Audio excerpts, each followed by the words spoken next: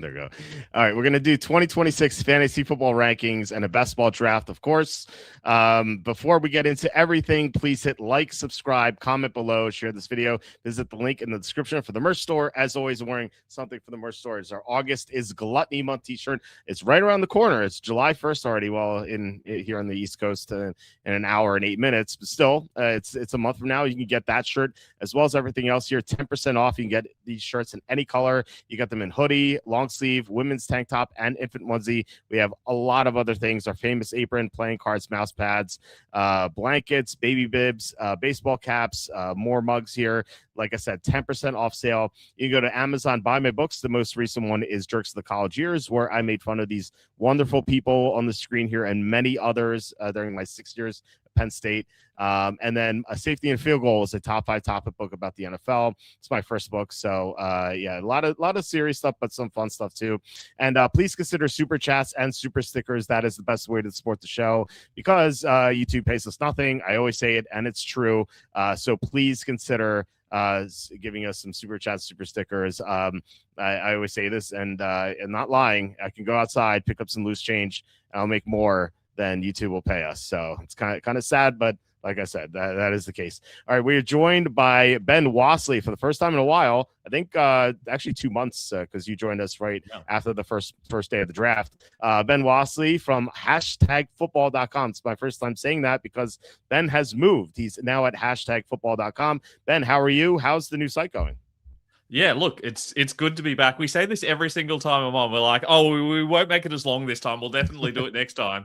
And then we keep trying to align times over the next 2 months. I'm like, I can't do that. Oh, sorry, I can't do that. Oh, it's a nightmare. But look, it's going well. I have made the move. Got another Aussie and I have been kind of working on this project for a little while. He's been working on it a little bit more significantly than me, but he's been using my rankings for years, and I felt like now was the time to kind of combine forces together. He's a lot better at making a website than I am. He's got some amazing tools on there, a lot of draft stuff, like a lot of projections and things like that. So I really like what he's doing. It's still kind of in the building stage, but it's coming together. But I'm excited to have someone doing that heavy lifting so I can focus on what I'm good at, which is ranking fantasy football. Because this website stuff I don't know how you do it.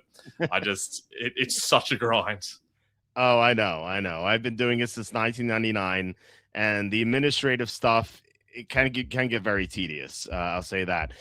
The actual writing and everything, that's my wheelhouse, And I even have a developer, but I have to do some stuff on my own.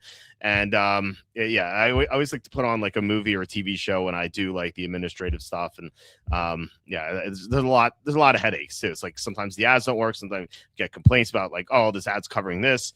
Oh, the website's down. What do? I got to make these calls. I'm like, I just want to write articles, That's what I want to do. I don't want to do this grindy stuff, but that is the life here. I wouldn't trade it for anything though. I always love doing it, but still, it is the best part is the writing. So I definitely hear you. And this site looks really cool. It's my first time seeing it. Your rankings are all here, and I wanted to go over your rankings and then do a best ball draft. So I guess let's get right to it. Let's talk quarterbacks, then go receivers and running backs, and then tight ends. I'll read off the rankings for those listening on either iTunes or Spotify, and then I will highlight some slots here that I think are interesting. Top 10 quarterbacks: Josh Allen, Drake May, Lamar Jackson, Joe Burrow, Jalen Hurts, Jaden Daniels, Jackson Dart, Dak Prescott, Caleb Williams, and Trevor Lawrence. Okay, so the first thing I noticed, obviously Drake May is number 2. I love that move. I'm a big Drake May fan this year. I think he's going way too late in drafts. Now, a lot of people aren't drafting yet in regular drafts, but I've done a lot of best ball drafts, and I don't know. Have you ever? I'm curious if you haven't seen like the ADPs at all from these best ball drafts. Where do you think Drake May is going in these best ball drafts? I'd be surprised if he wasn't. I mean, we're talking 1 QB, right? So yeah. I'd be pretty surprised if he's not going by the 3rd or 4th round sort of region. That's usually where you start to see the second quarterback go off the board. But even like last year, we had 5 quarterbacks off the board by the end of the 4th round a lot of the time. So you'd think it'd be somewhere in the 3rd or 4th. You would think so after that great year. And I kept trying to get Drake May in like round 9 or round 10. And whenever I did, it really paid off, obviously. I have gotten him a few times in round 7. That is, I know that's absolutely crazy. And you can stack AJ Brown with Drake May. Obviously, just have a great stack. You can even take Hunter Henry later. Kind of curious where you have him, so we'll get to that soon. But yeah, it's startling to me how late he's going. And I thought that like he was going round 7 before the Brown trade, and we knew the trade was going to happen from the Patriots, the top beat reporter, that is. So I was like, we know that's going to happen, right? And then it happened. I'm like, okay, May's going to go earlier now, like round 5, round 6. No, he's still going late round 6, early round 7. I don't get it. So I'm glad I'm not crazy here. He was the number 2 quarterback last year. Like, Yeah. it's not like we're projecting something into the future. It's a young guy who's going to get better because he's got better receiving options this year. And he was already the number 2 quarterback. It doesn't make any sense to me at all. I don't understand. I'm with you.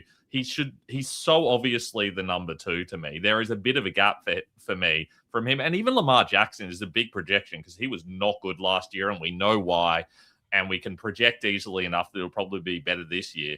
But I would much rather take the safer option, and May's clearly safer than all those guys below him. Yeah, much better supporting cast for sure. Yeah. Jackson Dart 7. I like Dart. And you have him higher than I did. I thought I was higher than him than most people, but you're even higher, and I like that. The only thing to be concerned about is the injuries. I mean, you saw that last year. He took a beating. He had like 5 or 6 concussion tests or something. It wasn't concussions, but the tests. That's a concern. And then Malik Neighbors, we'll see where you have him. I've been like, it's on the screen. I haven't looked because I want to be surprised when I read it or just confirm what I'm thinking. But yeah, I like where you have Dart. He's going like round 10, so that's even another value. And the other 2 quarterbacks right ahead of him, Jalen Hurts and Jane Daniels. Jalen Hurts is going like around 411, 412, 501, that area last year. I've gotten him at like 707, 708. I don't even know who's the best value. It just feels like you could just wait in these quarterbacks. You can wait till round 6 or 7 to get the 2nd or the 5th best quarterback. And it's true. And I did have real issues while ranking these guys, trying to work out where to place a lot of these guys. Kind of, I feel like Jackson and Burrow make sense as 3 and 4, but after that, there's not a massive gap between 5 and 13. It was really difficult to work out where to put guys. And I kept moving Justin Herbert down, for example, because I just felt like there was more upside with so many more guys. I kept looking at the Chargers and going, oh, they don't have Keenan Allen anymore. Oh, they're going to run the ball a lot more. Oh, he was kind of efficient last year. And, they're probably going to want to use the ground game a little bit more effectively. And he just kept sliding down. And Brock Purdy kept sliding down, even though they've got Mike Evans. Like, all these guys that I wanted to put higher, and yet I needed to slot these guys in because the upside's clearly there with Dart. The upside's clearly there with Hurts. These are all guys that could win you your league, and I just don't feel that way about Justin Herbert. Yeah, I like Herbert too. I like Hurts more. I like the guys you have there above him more. But I find myself like whenever I take Lad McConkey in round 3, I find myself taking Herbert just to have the stack. I like Mike McDaniel being able to coach him up there. Yeah, Patrick Mahomes 13. Do you want to guess where Mahomes is going in these drafts? I'm assuming it's way too early because people are like, oh, he'll be fine. He'll just play. Yeah.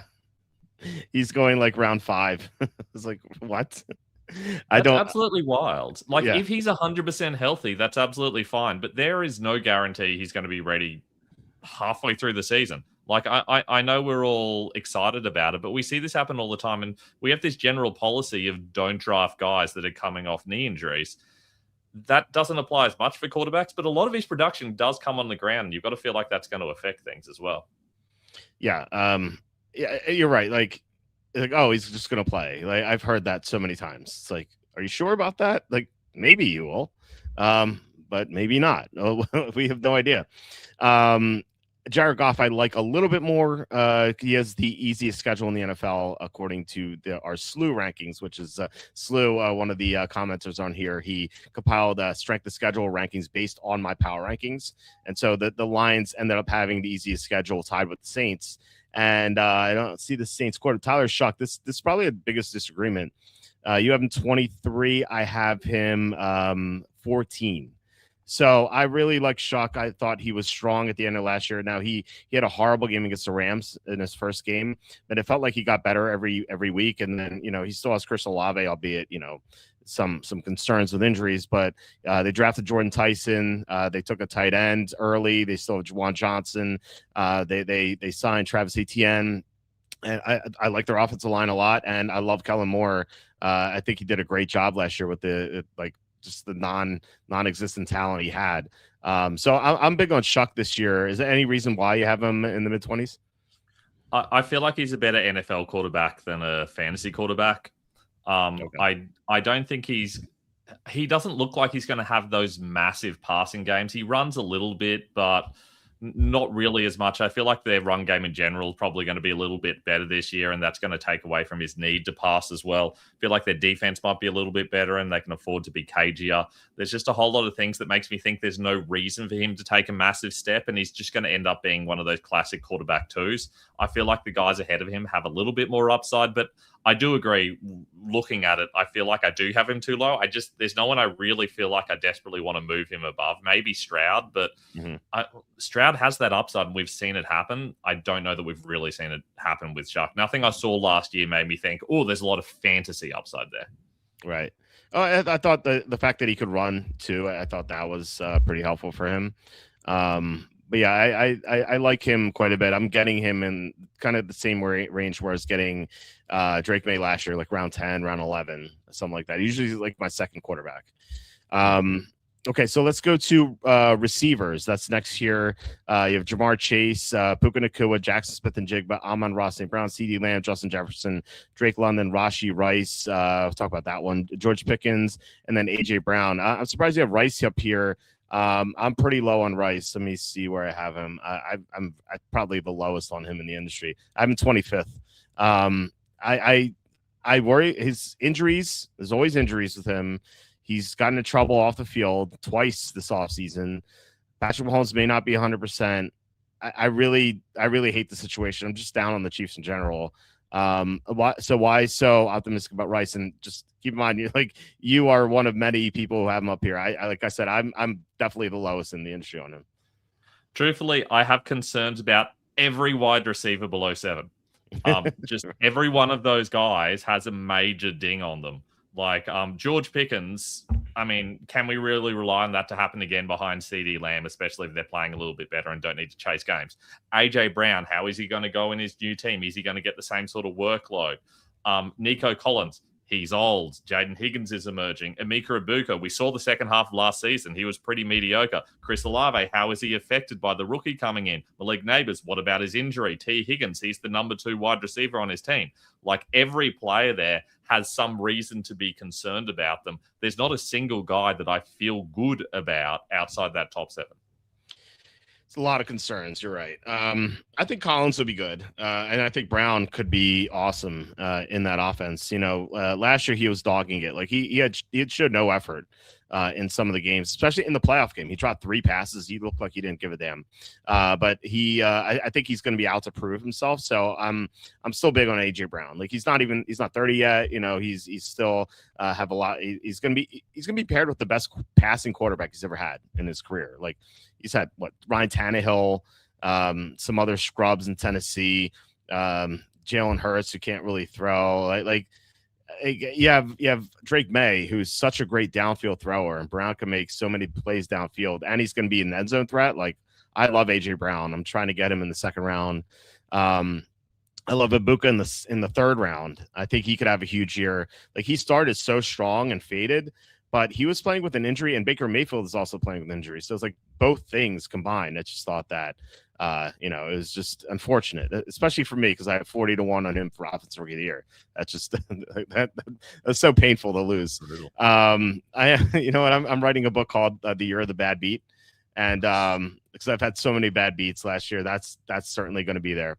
You mentioned Neighbors. I am super down on Neighbors. I'm 25th. Like I don't think he's going to play till week 7. I like maybe he plays earlier than that, but he had a second procedure on his knee. Like that's such a big worry to me. I'm just not touching the situation. Maybe you did mention him. I love Devontae Smith. Whenever he's had a chance to be the number one receiver on the team, whether it's his rookie year or when Brown was hurt, he really shined. So I have him 12th, so a little bit higher than you. And then you have McConkey 20. Is this what is this? Is this PPR or a half PPR? Yeah, PPR. Okay, I guess that makes more sense to have McConkey lower. Obviously in PPR, that's what I was basing it on. And you have some other you have some, your receivers here in the 20s that you let's go forward with Garrett Wilson, Christian Watson, Jalen Waddle, Devontae Adams, Jameson Williams, Roma Dunse, Marvin Harrison Jr., DJ Moore, Carnell Tate, Luther Burden. I'm pretty high on Burden. I don't know if you saw the news. It was like a week ago or so. Olave said, or not Olave, Odunze said that his foot is never going to be 100%. That's what he said. He had a foot injury last year, and he was talking about this. And like, usually players are like so optimistic about their health, like usually, and like never hear a player go like, I'm not healthy. Like when do you hear that? But like he said it, so I worry about that. And then couple that with Ben Johnson. Now this might be coach speak, but Ben Johnson said I would be buying stock in Luther Burden. And then you think about like all the slot receivers who have done well under Ben Johnson. I'm like yeah, I kind of want Luther Burden. So any thoughts on that or any of the other receivers in the top 30? I mean, firstly, that's a wild thing for Roma Dunze to say. Having said that, one thing I've noticed about coaches, when they talk about buying stock in people, they have no idea how players are valued. So Sure. When they say buy stock in Luther Burden, they probably think we look at Luther Burden the way he was being used late last season, or even early last season, where he was kind of barely involved in the offense and was a bit of an afterthought. Whereas we all expect him to be taking that jump already. We know that. So coaches tend to have a weird attitude towards younger guys that we all expect to take a step forward, and they think this is somehow a shock to everyone else. The one I'm really wondering about, Terry McLaurin, I have low compared to most people I've looked at. Where are you on Terry McLaurin this year? Because I just don't trust it. He's getting older. I don't know how he's going to be used in that offense, but there's not really anyone else there. Antonio Williams doesn't excite me massively. So where are you on Terry? Yeah, there's no one there for now. Like they could sign Brandon Ayuk, or Stephon Diggs or Tyreek Hill. There's so many receivers out there for agents, But yeah, I mean, he is the number one right now. Last year he had a bad year, but remember he was holding out very late, and he got into camp. He wasn't in shape, and he got injured as a result. Like that almost always happens. And plus, Jane Daniels was banged up. But he got hurt 3 times last year, so. I felt like last year was kind of like the Murphy's Law for McLaurin, and I think he'll bounce back. How old? Let me see how old he is. Is he 31? I think he's turning 31 this year. Yeah, he's going to be 31 in the middle of September. Yeah, so generally you don't want to touch receivers in their 30s, but 31's not too bad. Like 32 onward it gets risky, but like Mike Evans at 32 still had 1,000 yards. I think it can be done, and I think that I'm pretty high on McLaurin compared to your rankings. I have him number 20. I just think the Redskins are going to bounce back, in general. Like Jane Daniels, he might get hurt again, but like what if he stays healthy for the most part, like he did in his rookie year? Then suddenly McLaurin, who's probably going to be healthier this year, he could revert back to what he did a couple years ago. So yeah, I like McLaurin. I'm pretty optimistic about his chances this season. I think at the very least like a buy low opportunity, or at least I thought it was a buy low opportunity. But he's still going in like round 4, round 5. So even still, I haven't gotten that much of him, even though I'm higher than you on him. So, see, Mekhi Lemon 32. We know his story. Alec Pierce 33. I'm surprised if Jordan Tyson lower than Lemon. A lot of people have him like around the same area as Tate. Any reason for that? Maybe the same reason for Shuck being lower. Is that it? Yeah, I worry about the way that offense is going to function and where the touchdowns are going to come from. I think Juwan Johnson's still going to be really annoying in the red zone. I feel like they're going to try to grind it out a lot of the time and use their run game. They've kind of shown a lot of signs of that. They've packed their running back room with a whole lot of older dudes. And I think that Tyson's going to emerge into a really good play, but I feel like at the moment he's clearly behind Olave, and there's not much in that role in this offense the way it's looking at the moment. Okay. Yeah, another rookie, Casey Concepcion here. Quentin Johnson. It's a lot of people have Sutton and what's Jalen Waddle pretty far apart. Where you have Waddle 23 and Sutton at 35. I feel like, I always going to want to go back to what Butters, who comes on for golf, but sometimes football. He always says that Jalen Waddle is a Ponzi scheme, pyramid scheme. Sorry, it was the same thing. I just like he hasn't done anything. Like last year, Hill was gone. It's like, oh yeah, Waddle's gonna have a great year. No, he didn't do anything, and he had Mike McDaniel coaching him. Like I just don't trust Waddle. I'd rather have Sutton. Maybe I'm crazy, but he's just so he had a good rookie year, and then he's just been nothing ever since. I don't know. He was the wide receiver 7 in his second year. He had like nearly 1,400 yards. Second year, yeah. I feel like with a proper offense, with the way Bo Nix works, I feel like they're screaming out for a Jalen Waddle type there. I feel like Sutton is aging a little bit, and they're trying to, they brought Waddle in for a reason, and I feel like they're going to use him. How that's going to affect Sutton, I don't know, but I do think they probably use Waddle as the wide receiver 1. I wouldn't personally. I still prefer Sutton better, but I think that's what they're going to do, which is why I've got it ranked that way around. Okay. Yeah, I saw the Jacksonville receivers. You have Jacoby Myers, 38. You have Parker Washington, 44. You have Brian Thomas Jr., 46. I don't know what to do with Brian Thomas Jr. Like, he was such a big disappointment last year. He dropped so many passes. They were trying to use him in the role where Washington was in later on in the year. And then they moved into a downfield threat, and that's where they got him this year. So to me, it feels like he's going to have some big weeks and some little weeks, and I guess that makes him good for best ball. But I don't know. I do like Parker Washington a lot. Just the way he was used last year, like Liam Cohen, slot receivers, the Cooper Kupp, you have the Chris Godwin, that role. They've always done very well. So I like that. I like that you're down on Metcalf too. I think that's a trap. I think people are just drafting him because he's such a talented player, and he is. But Rodgers is not going to hang in the pocket. He's 40. He's going to be 43. He's just going to want to avoid hits. And early last year, Metcalf was just taking short passes, and then that changed. It turned to Gainwell, and now it's going to be Pittman. And so I just wonder what Metcalf's going to do. Is that why you're down on him as well? Yeah, look, I struggled a lot with the Steelers, the Colts, and the Jaguars, just understanding how they're going to use the players they've got. And I don't think any of them are going to be a high enough volume offense to really sustain the amount of guys that they got. In the case of the Jaguars, I'm worried about what impact it has with Travis Hunter coming back. I know he's going to play essentially full-time defense, but they're still going to use him on offense, and I'm worried that Washington is the one that's going to suffer from that. I worry they're going to use him in that role when they use him, and that could be in a lot of high-value situations. I worry about Metcalf a lot, but that's all down to Aaron Rodgers. I feel like they finally got the passing weapons, but they're going to set up in I think a lot of 2 tight end sets. I think they're going to try to run the ball a lot, protect Rodgers. I don't feel like this is going to be a high enough scoring situation for their wide receivers. I'm interested in what you think about Alec Pierce, because he's someone I really liked last year and I had on a heap of teams. You'd think that Michael Pittman leaving would really help him, and yet I just find it really hard to trust him. Well, it's so hard to trust him for 2 reasons. One, he's coming off the injury. It's come the ankle injury, and he's still not practicing, and it sounds like he's going to be missing training camp. And so, yeah, maybe he'll return at the end, but is he going to be in shape? I just talked about how McLaurin missed training camp, albeit for different reasons, but he returned late. He barely practiced in training camp. He got hurt. I feel like when Pierce returns, he's going to be a little out of shape, and he might get injured. So that's one concern. And then the other is Daniel Jones coming off the torn Achilles. I'm very concerned about that.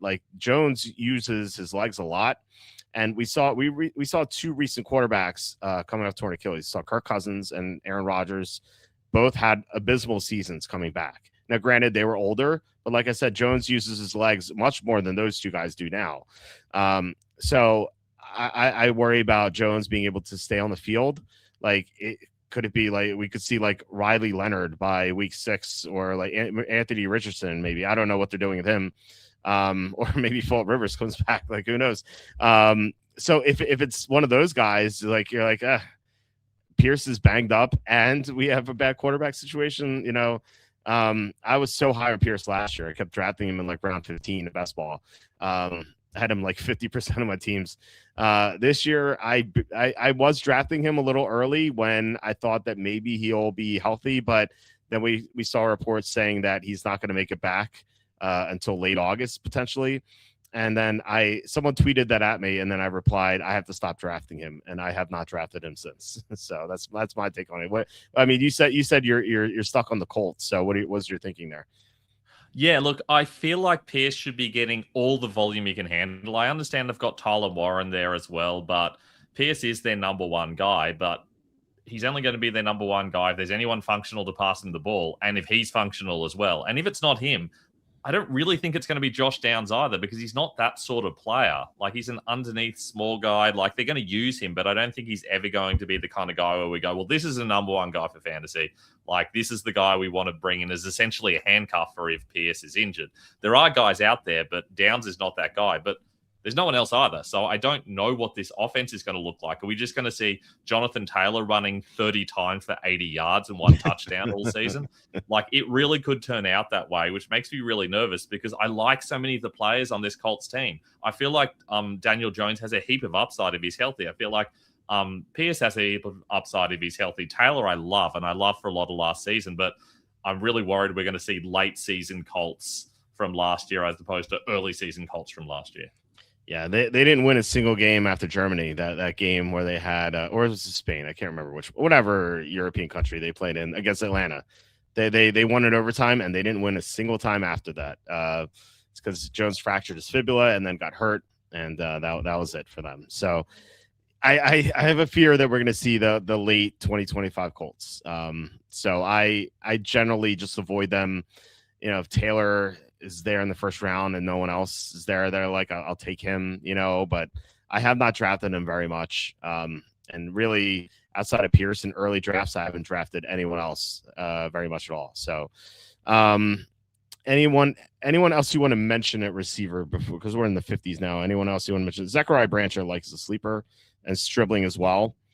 Just because I think they have a chance. Like, Branch could be the receiver too. I know he's going to play in the slot, but he could be a guy who gets a lot of touches or targets, and he's kind of a spark plug, and he can go the distance. Stribling's interesting to me because you have so many injured players on the team. You have Mike Evans, who has chronic hamstring issues.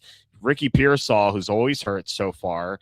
I do like him where he's going, like round 10. I think he's worth a gamble there, but still, you can't trust Pearsall. George Kittle's already hurt. Christian McCaffrey, let's face it, he's probably going to get hurt.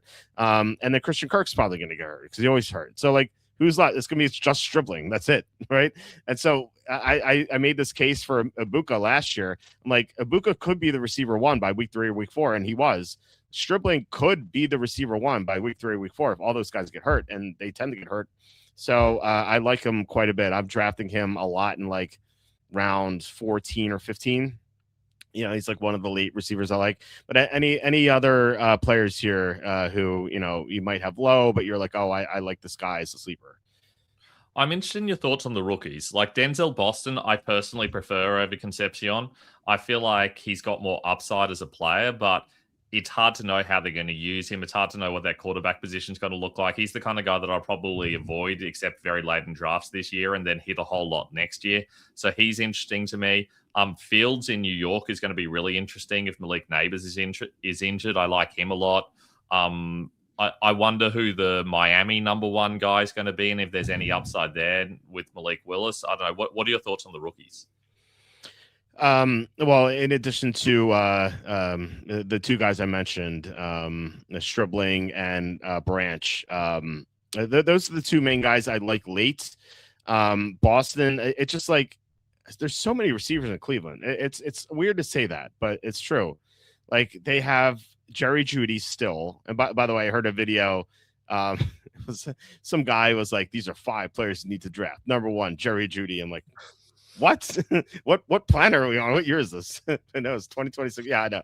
Looking at your face, yeah, that's the face I made. I'm like, what is this 2023? No, it was a video from last month. So yeah. Anyway, so there's Jerry Judy still.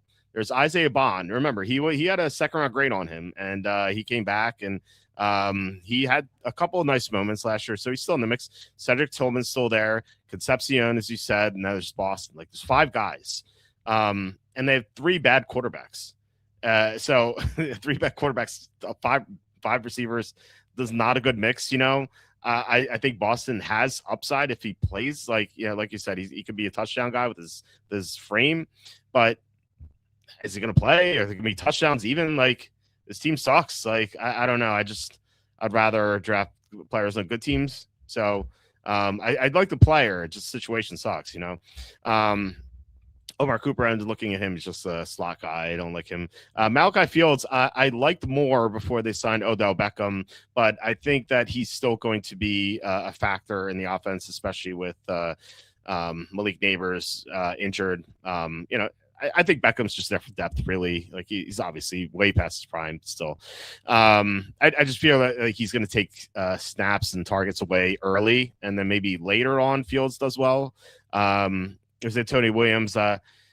He's like, okay, he's the receiver 2 right now, maybe, but then they're going to sign someone. So, Chris Bell, I would love if he was healthy.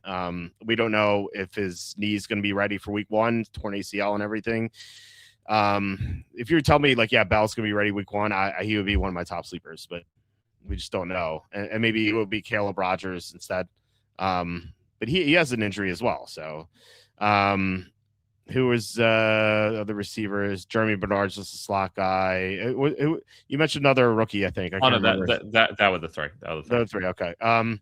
Yeah. So as far as the rookies, I would like. I mean, I do like Fields, but my favorites are Branch and Stribling, just because the potential situations and everything. But they're always tough to grade. You know, we haven't seen them play in the NFL yet, so.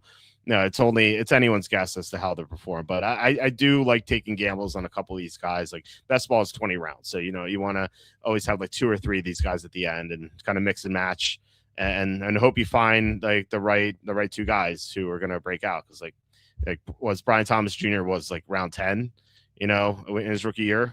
Like Lad McConkey was super late as well. You could find great values. Ibuka at this time was round 10. So these guys are definitely like you should try to get some exposure to them. All right, let's go to running back. You have I was wondering Bijan. So you have Taylor over Gibbs. That's interesting. A lot of the prognosticators right now are arguing is it Robinson or Gibbs. You like Taylor at 2. Half PPR. Half PPR, right? Still though, any reason why you have Gibbs at 3? Because I personally have Gibbs at number 1. So why Taylor over Gibbs? They just seem generally unwilling to give him the amount of volume you need to be a reliable number 1 running back. That's been happening for seasons now. I don't think Montgomery leaving actually changes that because I think they've brought in Pacheco to do exactly the same thing and just take carries away. And it's just that general volume being taken away occasionally around the goal line as well that makes all the difference. Plus, you now have 2 viable wide receivers and probably a healthy tight end as well. I feel like there's enough volume of players around him that I can't trust him to get the amount of volume that I need from him. Whereas I think that Jonathan Taylor is just playing the number 1 guy and he's going to get an insane amount of touches. And in half PPR, that amount of touches makes a massive difference. So assuming the offense is functional, I feel like he's got a whole lot more volume safety than you get from someone like Gibbs, who's going to have those massive boom weeks, but he's not going to give you the total amount of points each week that you need. I prefer to have my running back give me 20-something points each week than getting 40-odd one week, but then getting 10 the next week. Okay. Yeah, I like the volume that we saw from Gibbs in the second half of the season when after Dan Campbell took over. But then again, they do have a new coordinator, so we'll have to see what he does. You have McCaffrey 4. I'm very low on McCaffrey. I have McCaffrey 8. Well, I guess it's not that low. He's 30. He's gonna get hurt. He's gonna get hurt. He didn't get hurt last year. It's gonna happen. Like it has to happen, right? And then I don't know. The whole situation. Like it's 1 year on, 1 year off with him always. That's how it's always been. That trend could be snapped this year, but I don't know. Just a 30-year-old running back who had the most carries in the NFL last year. I don't trust it. But look, if he stays healthy, he's gonna be awesome. We know that, but I don't trust the situation. I like Genty too. I like Cook as well. HN, I love the player. The situation scares me. Like if the Dolphins, we know the Dolphins will be horrible. If they're 2-11 and it's fantasy playoff time, and they're like, oh, we're trying to get Arch Manning. Hey, Devon, do you want to take 10 touches this week instead of 20? Do you really want that in the fantasy playoffs? That's my word. Any concern about that? 100% yes. I mean, firstly, with McCaffrey, I always have him high because I generally don't get scared off by injuries that aren't expected to linger. I don't worry about injuries that may exist that we have no evidence to believe that they do yet. Like, yes, he may get injured. He's a little bit older, but we know a lot of his touches aren't high impact touches. He's not like Derrick Henry where he's barreling into people every single time. A lot of them are little like check downs and like routes where he's just running out of bounds anyway. So he doesn't cop as much contact as a lot of players do. In the last 8 seasons, he's been top 2 in 5 of those 8 seasons. In the other 3, he was injured. And when he was on the field, he was amazing anyway. So anytime he's on the field, he's going to be incredible. I'm happy to take that punt because if you're going to give me a top 2 running back over half the time, I'm definitely going to take him in the first round, even though it means I'm going to tank a couple of leagues. Because if I'm taking someone below him, I'm probably tanking that league anyway. None of those guys below him strike me as likely league winners, whereas McCaffrey, I think, is an over 50% chance of being a top guy. HN, I definitely see the risk. It concerns me, but I think the volume is going to be there. And I feel like that amount of volume, even early in the season, is worth it. And I'll worry about it once I get to the playoffs. I'll handcuff him with other guys, and that should be enough to get me across the line. With how I draft my teams, I generally go 1 or 2 running backs early, then a whole heap of handcuff guys late. And by the end of the season, I usually have 3 good starters. I can handle HN being out there if he gets me into the playoffs in a good spot. Yeah, true. I'm still drafting him in the middle of the second round. That if the Dolphins were a good team, he would be a first rounder to me. But I like right now, the situation scares me a little bit. Yeah, Barkley 8, Henry 9, Chase Brown 10, Amarian Hampton 11. I like Hampton. He is number 6 for me. I like the Mike McDaniel situation. Chargers offense line going to be much better this year. It has to be. And then, by the way, McDaniel compared him to Terrell Davis. He said reminds him of Terrell Davis, which I thought it's like, oh, okay, I didn't really see that, but he's the expert here. So I like him quite a bit. How do you feel about the Chargers this year? I mean, you already talked about Herbert, but what do you think about the situation with the running back? It's about how much load they're willing to give him that concerns me. We haven't seen a lot of situations recently where they've been willing to just have a bell cow back. With the players above him, they definitively do have that. No one's taking touches off Saquon Barkley. No one's taking touches off Derrick Henry. No one's taking touches off Chase Brown. Maybe P. Ryan a little bit with Brown. Whereas with Hampton, I do feel like there is a risk that those guys underneath him are just getting enough touches to be inconvenient. We saw it last year at times, and I feel like it could repeat again this year. That's why I'm a little bit lower on him, but I definitely see the upside. And in any situation where I'm really seeking upside, then I would definitely go with him, especially in a half PPR.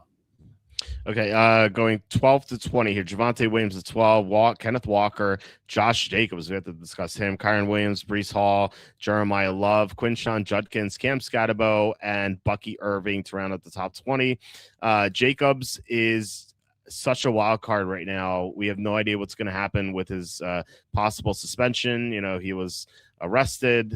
So I don't know. I feel like that's just kind of lingering. Where would you take Josh Jacobs right now?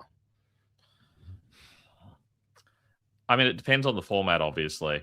Yeah. But if we're just going to isolate running backs, then I think probably around this range. I think around that Kenneth Walker area, where with Walker, there's also a whole heap of risk. We don't really know whether the Chiefs are going to go back to a run-heavy game, and therefore you might have a total dud or you might have a stud. And the same thing exists with Jacobs, where if everything goes well, he's going to be a top 6, top 8 running back, but he could be absolutely nothing too. And it really depends on your risk profile and how much you're willing to take a risk on running backs. I'm willing to take a relatively high risk. So for that reason, I'd be willing to take him, late second round sort of region if necessary. Okay. He's going round 4 in best ball. Oh wow. Yeah, I think people are scared. He was going round 2 before the arrest, but I think people are just worried about it. So you I would touch on the rookie Jeremiah Love at 17, and then you have Jadarian Price at 21. So I want to get to these guys. I'm very low on the two. I have Love at 23, so I guess I'm not that far off of him from where you are. Price, on the other hand, I'm 32 on Jadarian Price. I don't like these situations for these guys. Well, first of all, Jeremiah Love, they have 2 other guys there. Like I'm not counting Trey Benson, but they have James Conner to handle the third down stuff. They have Algier. He took the touchdowns away from Bijan. He's going to take the touchdowns away from Love, obviously, I think. And then it's like, what is Love going to do otherwise? That's my worry here. Plus, Arizona is just going to be dreadful this year, especially if they draft. They're going to start Carson Beck at some point. So my worry is that we're going to see Jeremiah Love get 70 yards and no touchdowns most games, and it's just going to be just sadness, for those who draft him. I'm just so down on him. He's going early round 3. It's just way too early for me. And then with Price, we've seen Seattle do this before. They took Rashad Penny and they barely used him. It was Chris Carson instead. And so they have Emmanuel Wilson, they have George Holani, and neither of those guys are that great, but Price is unproven. And then even if he handles the workload over those 2 guys, and just keep in mind, he had 4 catches last year, so he's not going to do much in the passing game. And I don't know if he's going to goal line carries either, because he's not that big. But even if he does the majority of the work, Charbonnet will return at some point. And so my fear is if you have Price, you're going to have Charbonnet coming back in week 10 or week 11, and then he's definitely going to share the workload with him. So that's my worry with Price. So what are your thoughts on these 2 rookies? I mean, firstly, with Love, each year, often with you, we talk about what to expect from rookie running backs, and I kind of have all that research from the last 20-odd years. Yeah. Rookie running backs taken in the top 10 always get massive workloads. Always, every single time. And on the rare occasions where they don't get massive workloads, they have enormous efficiency. I believe that Genti was the first top 10 running back in the last 20-odd years, top 10 in the NFL draft, that wasn't a top 10 running back in fantasy that year as well. And he was still close. So taking Love down at 17 is already way lower than anything we've ever seen from a top 10 running back. And he's not like he was just a top 10 running back. He was taken 3rd overall. Right. By a team that didn't need a running back. They took him for a reason. It might be to get people excited and have this shiny piece that people can be interested in. But if that's the case, they're going to want to get him out in the field and have people being excited by him being out there. And if it's not the case and they really believe in the talent, again, they're still going to use him. So I feel like at this sort of range, at this sort of value, there's a heap of risk around every guy there. Love has more upside than all of those other guys. You could see a situation where Love's going to be getting every single touch, where they just go, no, thank you very much, James Conner, we're good. Where Tyler Algier gets used in the same way that they did with last year with Bijan, where sure, Algier gets some touches, but Bijan's still the number 1 guy in fantasy. So I can imagine a situation like that happening with Love. Is it definitely going to happen? Absolutely not. There's a heap of risk there. There's more risk with him and his touches than most of the other guys here, but there's way more upside. As for Price, I feel like he's essentially going to take the Kenneth Walker situation, but instead of having Charbonnet, who's an equivalent player for most of the season, he's going to have Emmanuel Wilson, who's extremely mediocre. And yes, I don't know if we lost Ben or you lost me. I'm always worried about that. So I will talk until I'll. Are you back? You're back? Yes, I am back. Okay. Sorry. When did I get cut off? You said Emmanuel Wilson's extremely mediocre. I stand by that. Still, yeah. So I feel like the value in the Seahawks offense for their running back, a lot of the time it's on those early downs. And I feel like that we're going to see Price get a lot of those early downs. Yes, Charbonnet, when he comes back, is going to get the goal line stuff, but that was also true of Kenneth Walker.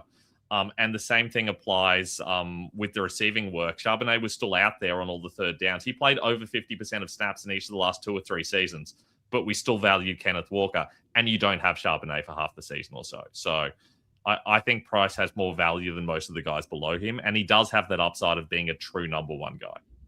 All right, well, let's get to the guys below him. You have Travis Etienne at 22, DeAndre Swift 23, Ramondre Stevenson, Tony Pollard, J.K. Dobbins, Baishal Tootin, David Montgomery, Jalen Warren, and Rico Doodle, as we call him here. I like Tootin a lot this year. I mean, look at any running back Liam Cohen has had. Like they've just been great. Now, the one question is, it's going to be Chris Rodriguez. Is it going to be Tootin? Chris Rodriguez is hurt right now, and he's the epitome of mediocre, I think. He's even more mediocre than Emmanuel Wilson, I think. Tootin was the handpicked guy. Like, he was taken in the 4th round. He was blocked by ATN last year. ATN's gone, obviously. We mentioned his name. I'm down on him because any running back who's departed from Cohen has seen a decline. Like yeah, Kyron Williams is still playing well, but he had his best season with Cohen. And then also we had well, as far as let me hear your opinion about Tootin first of all, and then we'll get to some other guys. What do you think about this? The Jaguar situation is the concern with Rodriguez? Is that why he's is around here? I don't trust the volume at all. I don't really know how they see these guys. I don't think they love Tootin. I know they must like him enough to let Etienne go, but I think that was happening regardless. We've had plenty of situations in Jacksonville where they've kind of just gone ahead with a hodgepodge of guys and just kind of made it work. I don't trust Tootin to carry the load at all. I don't think that's how they plan on using him. Yes, he's going to have some value, but I feel like Rodriguez is going to get plenty of touches, and I fear that those are going to include the goal line touches, and that's the bit that really worries me, because I feel like in Jacksonville, that's where we saw the value from EDM when he had his good years, was around the goal line. I don't think Tootin's going to get them half of the time, and I think that's a concern. Okay. I like Montgomery a little bit here. Houston redid their offensive line. Like I'm 18. I think he could have a really good year. He's 28. He's not that old, And with the improvements that Houston made up front, I think that could really help. There's no Gibbs obviously here. It's Woody Marks. It's not like he's going to take the carries. So I think he's interesting.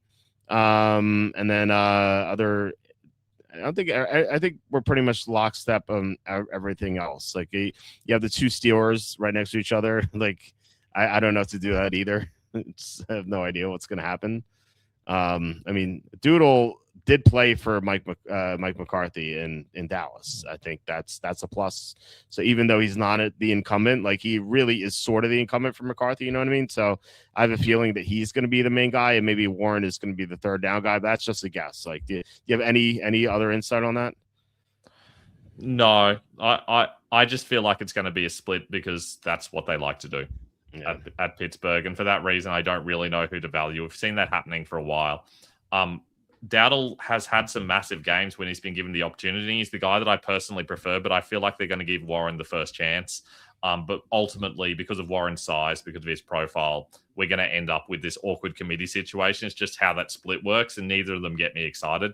I'll probably end up avoiding them both. I can imagine a situation where they're the top two guys on my board, and I still go for someone below them because that guy has more upside. Having said that, if I'm doing some sort of zero RB situation where I just need some guy who's going to give me a reliable 10 points each week, then I feel like Warren and Dowdle suddenly become very interesting to me. So they're kind of situational picks for that. And I kind of see David Montgomery the same way, but with a little bit more upside, because I actually do think that Woody Marks is going to get plenty of touches. Sure, Woody Marks was pretty mediocre last year, but the O-line was atrocious, and he still kind of looked okay behind that. I could see plenty of situations where we're going to see a total committee between Montgomery and Marks in that sort of Lions approach to using Montgomery. Montgomery ends up getting a lot of the early downs, but as soon as you give him too many carries, he's not as effective. So you get Marks doing a whole heap of the stuff as well. Yeah. Hold on. Okay. So here's something interesting. You have Jonathan Brooks at 32 and Hubbard at 40. So you expect you obviously expect Brooks to be the starter this year. That's can you explain why? I think if he is the starter, then he's going to be someone I want for fantasy. I think if he's not the starter, I still don't want Hubbard for fantasy. Hubbard has not looked good. Dowdle looked significantly better last year, and Dowdle didn't even look that great. So I think that Brooks is going to get given the opportunity. I think they've been trying over and over again to replace Hubbard, and they've shown no signs of actually wanting to rely on him when they've had the opportunity to. it might be that Hubbard becomes the guy, but I think that if Brooks is healthy, even somewhat, I think that Brooks is going to get every chance to prove his worth. Okay. Yeah, I mean, if he can stay healthy, yeah, that's huge for him because he's had multiple torn ACLs. I've mentioned this a million times. Corum and Monangai, I'm trying to get them in round 8 in best ball just because like their floor is like round 8, and then their ceiling is like round 2 if the guys in front of them get hurt. So it's like all like decent floor, high ceiling with them. Anyone else at running back? I see you have Harvey. I'm glad you're down on him. I hate RG Harvey. Anyone else you want to mention here in running back before we touch on tight ends and do the draft? I think there's some lower guys that are going to be value late in drafts. I think, probably have quite a bit of Brian Robinson, for example, because I feel like he's going to get a reasonably good load if Bijan goes down. Probably won't happen, but if he does, I think he's going to have some value. I think DJ Giddens could potentially be the guy behind Jonathan Taylor, and he's pretty much free. So if you can pick him up, I feel like there's value there. I think Malik Davis could be the same. Having said that, it's really hard to know this early in drafts exactly which players are the true handcuffs. We start to understand this a little bit more when we see preseason games and stuff like that. So I'm not high on any of the handcuffs, but I do think there's some upside there. I think Marshawn Lloyd's interesting, for example, if Josh Jacobs is suspended or just plain doesn't play. Marshawn Lloyd would suddenly be a guy who could potentially take over that role. I certainly like him a lot more than the other mediocre guys they've got around, like Brooks. Yeah, makes sense. Yeah, I don't know what to do with that. Like, it feels like Lloyd has more upside, but Brooks is safer, because Lloyd was always hurt. He's like the J.K. Dobbins. You just can't trust him. Tight ends, and then we can not do kickers defense, but tight ends, you have McBride, Bowers, Loveland, Warren, Pitts, Kraft, Fannin, Laporta, Kittle, and Goddard. I like Goddard a lot this year. Jalen Hurts is like read 1, read 2, run. That's it. And whenever Brown or Smith has been out in the past, like Goddard has exploded, and now Brown's gone. So I feel like Goddard is going to have a huge season. I got him in round 11 in the last draft I did. I was so happy about that. I would love Fannin if he didn't have health concerns. Like he's has this question mark right now. He's not practicing. I don't know what to make of that. But his ADP has fallen. He's going like round 6 to start, and now he's going round 9. So there's good value there. I can't say I disagree with anything here. I would not draft the top tight ends this year just because I think there's so much decent value late. And we'll get to that in a second. But anything you find like you're doing different here in the top 10? But like I said, everything I agree with for the most part. I really struggled with ranking these guys because I feel like from maybe Loveland to Kraft, I have them really close to each other. I think they all have a heap of upside. I can imagine Loveland getting heavily involved as he was late in the year and into the playoffs, especially now that they've really only got 2 viable wide receivers. You feel like Loveland suddenly becomes that third receiver for them. Tyler Warren, same thing. All of a sudden, they don't really have a lot of receiving options. Does he become the true number 1 receiver as we see in places like Arizona? Tucker Kraft was really good last year. I think he was a top 2 tight end on a per game basis, and nothing's really changed. If anything, they've removed wide receivers, and they can rely on Kraft a little bit more. Pitch was finally good last year. You've got all these guys with a heap of upside, so I agree. I don't see any particularly good reason to take McBride or Bowers as early as they're going. The issue that I have with the Dallas Goedert, for example, is Stowers. Like, what is going to happen there? Is he going to keep that every down role, or are we all of a sudden going to see the rookie getting more involved in the red zone, in third down situations, in the type of situation where you really need to rely on your receiving tight end to get a lot of his points? That's the reason I'm nervous about it. It's more of a floor issue than a ceiling issue, because I agree he has a fantastic ceiling. Same thing with George Kittle. The injury is the only thing that's worrying me. His ceiling is enormous. I'd probably have him number 2 if he was entirely healthy, because he just performs every time he's out on the field. But he's so unreliable with that Achilles that I just don't trust it. Yeah, that injury is worrisome. I mean, he's gonna be out for at least 4 or 6 weeks, maybe even more to start the year. So, and even if he returns, maybe he aggravates the injury. So that worries me. With Stowers, I'm not worried about that. Like, the Eagles always draft the future. Like, think about the offensive linemen they always take early. Like, they don't even play until year 2, year 3. And I think that's kind of like the same thing with Stowers. Like, he might take the Calcaterra role in his rookie year.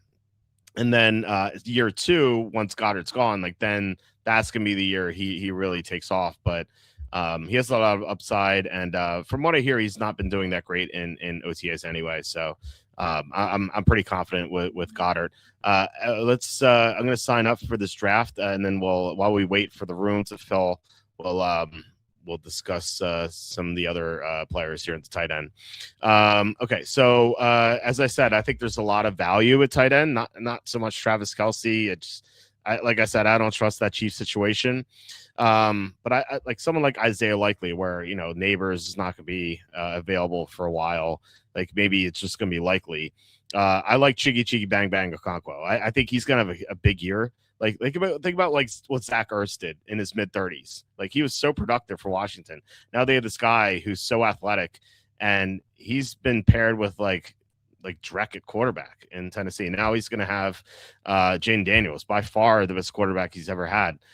So I think that he has just tremendous upside. If Kincaid were healthy, they said he's going to limit his snaps. I'm not like too concerned about that, but still that worries me. I talked about Hunter Henry before. The drafts where I got May last year, I always got Hunter Henry, and like that combination was so awesome. I worry about Brown taking touchdowns away, but he's still going to get some touchdowns, Dulcich, I like because there's no receivers. Like you asked, like who's gonna be the receiver in Miami? It just might be Dulcich.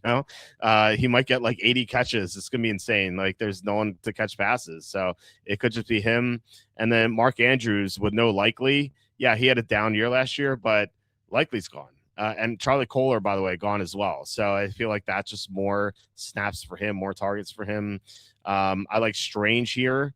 Trevor Lawrence loves him. And he just got a new contract. Juwan Johnson had a very solid year last year. So I mean, these I have a couple more later, but anyone who you like, especially in the 11 to 20, let's say the 11 to 22 range. Look, I like a lot of them. This is a really weird situation for tight ends that we haven't seen in some time, where there is legitimately some true upside later on, and we haven't seen this much. I really liked Brendan Strange last year, and he was fantastic out of the gate, and then that injury really slowed him. I do worry about what's going to happen with how many good wide receivers they have now. That didn't look like it was going to be the case last year, but we've seen Washington emerge. We've seen the possibility of Hunter coming back in and being that fourth receiver. All of a sudden, I can see Strange taking a back seat. But Gadsden's got upside. We saw that at times last season. They don't really have a third wide receiver unless you believe someone like a Trey Harris is going to emerge. I think Sadiq's going to be interesting because they might just use him as a true receiving tight end. And we've seen that rookie tight ends don't tend to have the greatest season, but you get him as the 17th tight end. And if he does have an Evan Ingram style season, all of a sudden you're going to get massive value out of that late pick. So huge upside with pretty much all of these players from 15 down to about 22 nearly. Yeah, I saw some guys like in the 20s. TJ Hawkinson is 25. He had a down year last year, but so did everyone in Minnesota because McCarthy was terrible.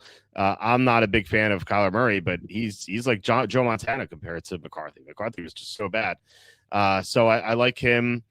Terrence Ferguson has a lot of upside. He's basically like a receiver. There's a lot of tight ends on the Rams, but they don't have any receiver depth. So, and they like their 3 tight end formations. So I think that he's going to do well. Schultz is fine. Nothing like special here, but pretty rock solid. Freiermuth, there's no Jonnu Smith anymore. So I feel like he could get an uptick. Gesicki, if Higgins goes down. I like Gunnar Helm, a very athletic tight end. He was blocked by Chiggy last year. There's no Chiggy anymore.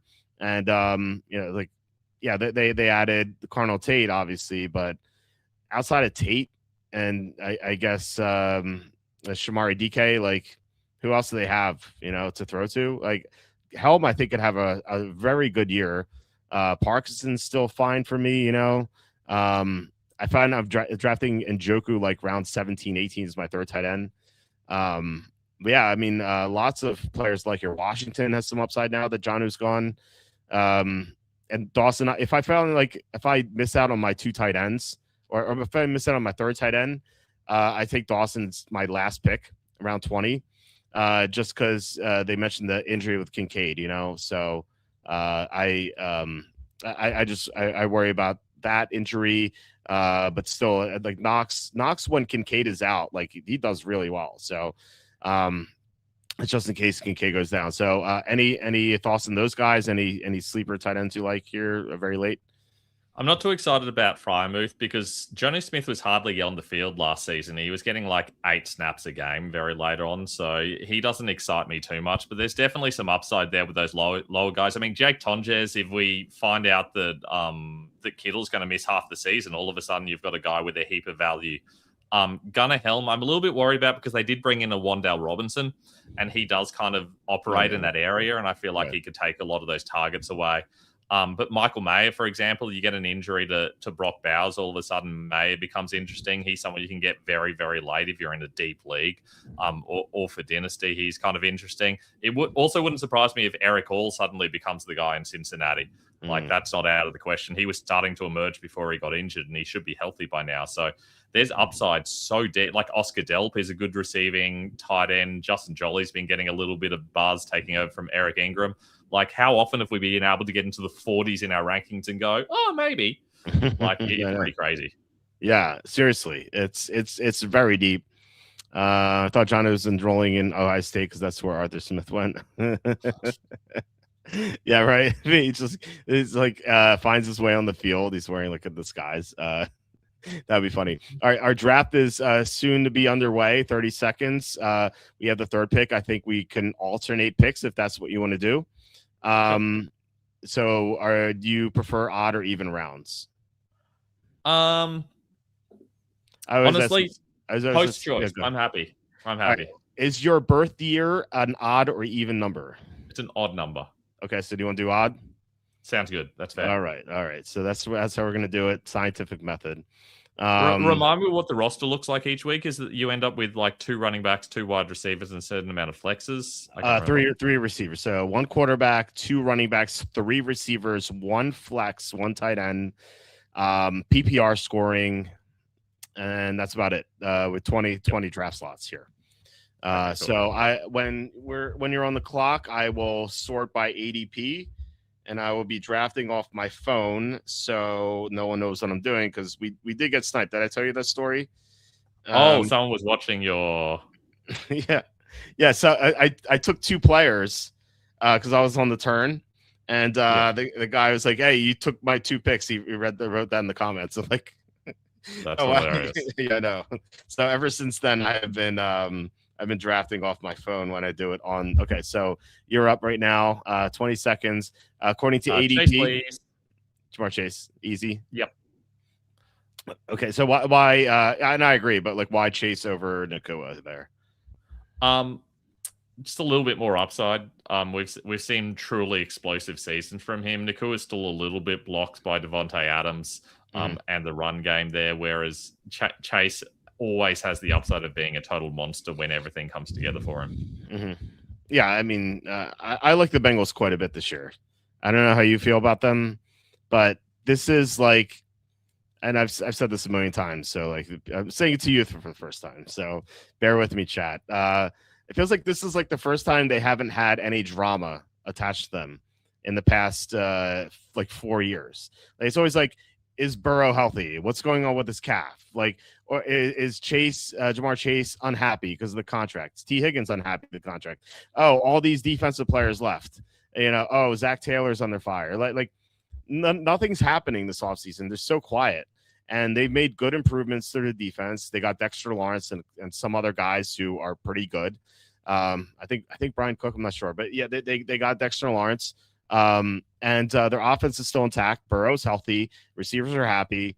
It feels like this team can do it this year. And I pointed this out. The last 4 Super Bowl participants of the Patriots and Seahawks this year, the Eagles and Chiefs last year, they all played the NFC South, which is obviously the worst division. So this year, AFC North and NFC North. So Bengals, everything, it feels like everything is coming together for the Bengals. What do you think about them this year? They always have so much upside. I do feel like their defense is still going to be kind of rubbish, but that's not a problem for the offense, and it's not a problem for fantasy. I don't know how they're going to go as a NFL team, how many games they're going to win, but as long as they're in in with a chance of making the playoffs, I still feel really good about the likes of Chase and Higgins. It's only when they really drop off and all those guys start going down with injuries that I become worried. But I feel like that's less likely to happen this year. Yeah, my thinking is, their defense was 26th in EPA last year. If they get with Lawrence and Cook, if they can get to like 18th, I feel like that's good enough for Burrow to win the Super Bowl. They just had bottom 10, and I don't think they're quite bottom 10 anymore. We'll see, but they did make some upgrades. So AJ Brown we talked about him. He went 203, so he's going earlier now. I was able to get him round 3 before he was traded. I guess people didn't think that people were not paying attention to what Diana Rossini was saying. James Cook goes 202, usually goes end first round. That's because someone's taken Kenneth Walker. Why would you pay $25 to take Kenneth Walker in the first round? That's bizarre. That's crazy. I don't get it.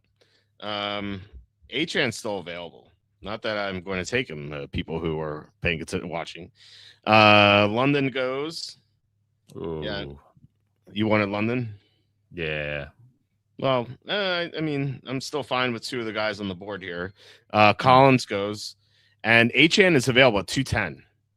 That's like value. We were talking about how he could be gone by playoff time, but if he gets us to the playoffs and like we have other guys, more than fine having Achan at 210. So yeah, that's tremendous value. I like that a lot. Agree. Any weird picks you see here? So we're almost down round 2. Brock Bowers, well before McBride for no good reason, is very strange.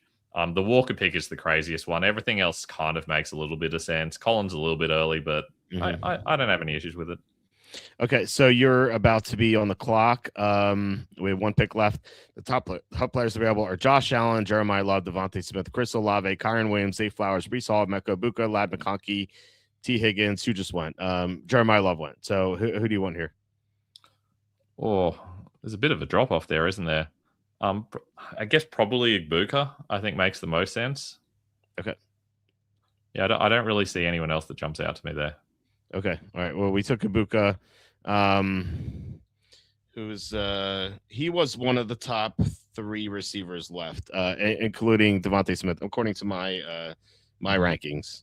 And I found that doing my rankings ahead of time is so much better. Like it's so much better for me this year. I didn't do that last year, I guess, because of lethargy. This year is just so much better for me.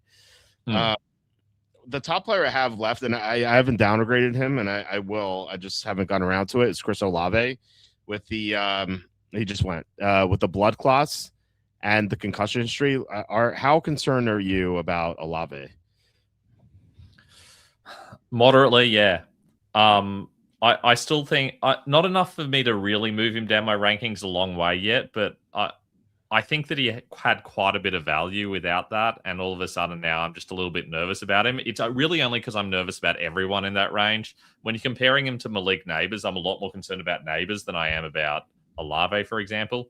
But I feel like Olave just hasn't been able to stay healthy for a couple of seasons now, and I'm still not convinced about the upside with Shock, especially with the rookie coming in as well. So there's enough there to make me nervous, but not enough to make me move him down a long way.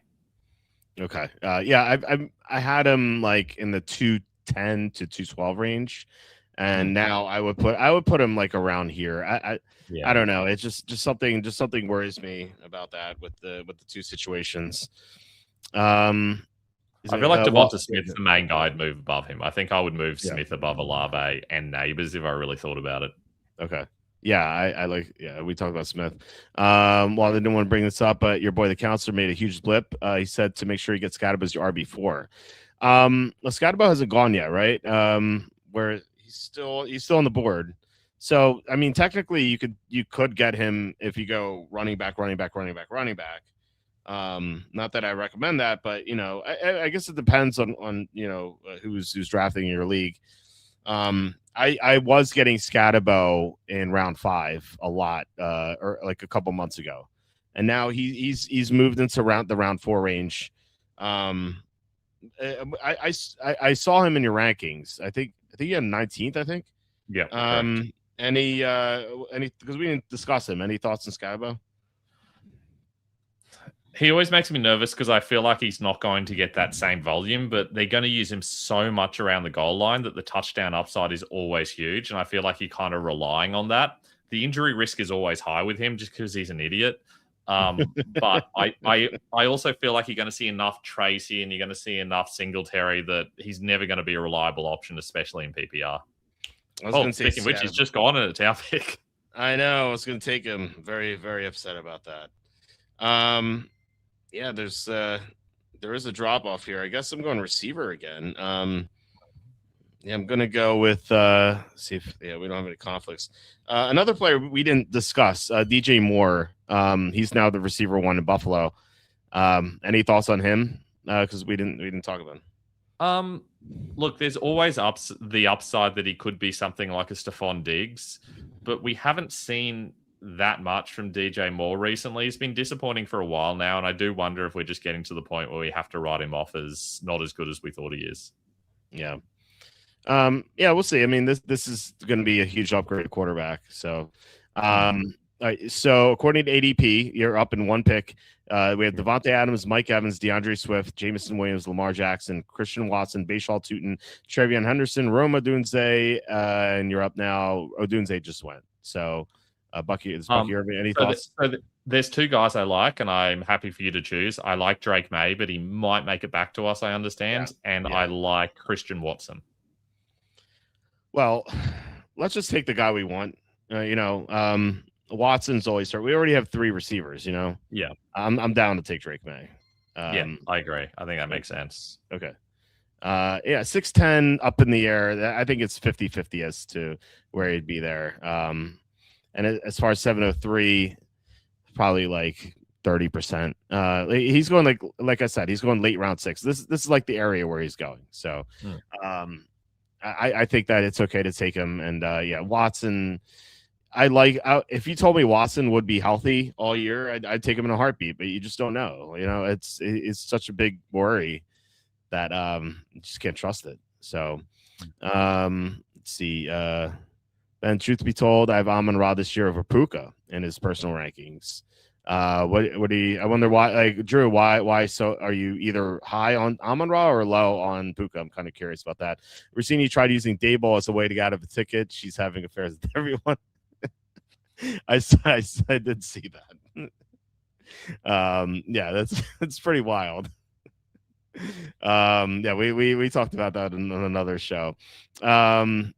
Let's see, we have more comments. Again, explains why Vrabel is a dumb human being and explains his usage of Trayvon Henderson last year.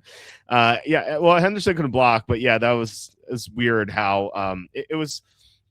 I remember it was week 2. The Dolphins, they played against the Dolphins. They had beaten the Dolphins, and but they had a big play for Stevenson, and he broke free for a long game, but he didn't score a touchdown.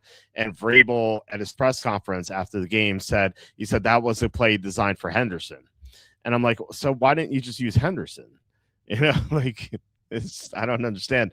Yeah, but the blocking was the issue there. So I guess it was that bad. I don't know. I didn't see it, it was horrible, but I don't know.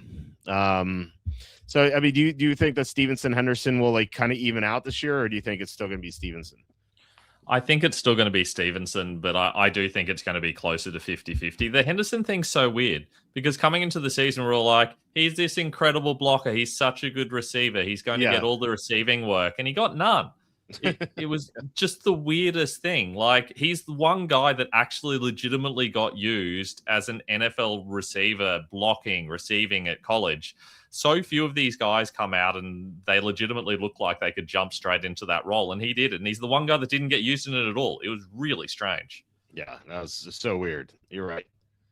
That's what we were told. Best blocker in the draft. And well, he sucks at blocking now, apparently. What are your top 5 running backs for fantasy this year? Asked Anthony Jackson. Well, let's quickly look at Ben's running backs. His running backs are, and then I'll read it off mine. He likes Bijan, then Jonathan Taylor, then Jameer Gibbs, and Christian McCaffrey, then Ashton Genty, and then half PPR. That's half PPR. Okay. Yeah, for PPR, I'd have Gibbs higher. Okay. For me, this is PPR. 1 is Jahmyr Gibbs, 2 is Bijan Robinson, 3 is James Cook, 4 is Jonathan Taylor, and 5 Saquon Barkley. So that's James Cook in PPR. Yeah. That is hot. Is it? I think so. How many catches did he have last year? Let me see. He had 33 catches last year. It's not bad. Yeah, look, don't get me wrong. He wasn't awful last year, but I mean, everyone else above him had over 60, except for Taylor, who had 46. Yeah. I don't know. I mean, he's so involved in the offense. Yeah. He had the second fewest receptions of anyone in the top 14 last year. Yeah. Oh, sorry, it's our pick, by the way. Yeah, I know. I'm looking. Man, this is not good. I'm gonna take we just talked about this guy. Just take Ramondre Stevenson. Yep. Another running back in mind, but you didn't like him, so I just gonna leave him on the board. I'll talk about him when he's there. But you made a good point about the situation. I don't know if you know who I'm talking about, but a certain NFC South team, where you like the other guy over the guy who I have higher. So, but I think you could definitely write. So here we go. Like I told you, Jalen Hurts goes 701. You're up right now. The top players available are DK Metcalf, Chuba Hubbard, Jalen Warren, Tucker Kraft, Dak Prescott, Alec Pierce, Justin Herbert, Courtland Sutton, Michael Wilson, Chris Godwin, Lawrence Harvey, Pitts, etc. Who do you like? Nobody. Pitts, maybe. Pitts. Okay. But yeah, I don't like anyone there particularly. I think Mekhi Lemon's my next non-tight end. Okay. Well, we'll take Pitts. That's interesting. So you didn't like anyone there. Let me go back for a second. No, I look unless I just wasn't paying enough attention, but there was no one there that I saw that really interested me. I wasn't thinking we take another quarterback. I mean, Alec Pierce, we kind of already talked about as having a lot of risk, but at least a lot of upside. He and Lemon, I think, are the highest guys that I had. Yeah, it makes sense. Yeah, and you didn't really like any of those guys that we talked about. So, okay. Well, Tucker Kraft, I thought maybe you'd be interested there. I'm back to back. I Pitts at 5 and Kraft at 6, and I think in half PPR, I think Kraft would have been really interesting, but Pitts gets a little bit more volume. Yeah. That's true. And yeah, they don't really have a second receiver. So Chuba Hubbard was the guy, if you couldn't figure it out. He's the guy who I had highest left, but it was so close to team him and Stevenson, so I just went with that. Excellent choice. With Hubbard, I feel like I thought he's done well when he's had his chances. Like, he hasn't been amazing by any means, but I thought he's always been like solid, like or at least above average to me. And I know that Doodle had better games last year, but Hubbard got hurt, and so he wasn't playing. But then we got healthy, he played. And I just don't trust Brooks to stay healthy. I just don't see it happening. So I think that he's just going to be the runner there, and I'm okay to take him around 7. I'm not in love with drafting him. Like, don't get me wrong, he's not like one of my favorite mid-round values, but I just think that he's going. I think he will produce like round 7 value, and so you get him around 7, that's fine. If you need running back there, he's just okay. That's how I feel about it. Yeah, I just he had one good year in 2024, and he was terrible through the air. He was getting like 4 yards per reception, which is weird. Mm-hmm. And then last year, he was under 4 yards a carry for the 3rd time in his career. And it's not like it's difficult to produce in that offense, because Doodle did it all the time. Like, he was doodling all over guys, and yet we never saw it from Hubbard at all. Even in his good year, it was all volume based. It wasn't like he was explosive or spectacular. Yeah. I just don't think he's good. That's fair. I don't think he's that good either. I'm just saying I think he's above average. So anyway, I like that you called Doodle. I respect the hustle. I'm like, yeah.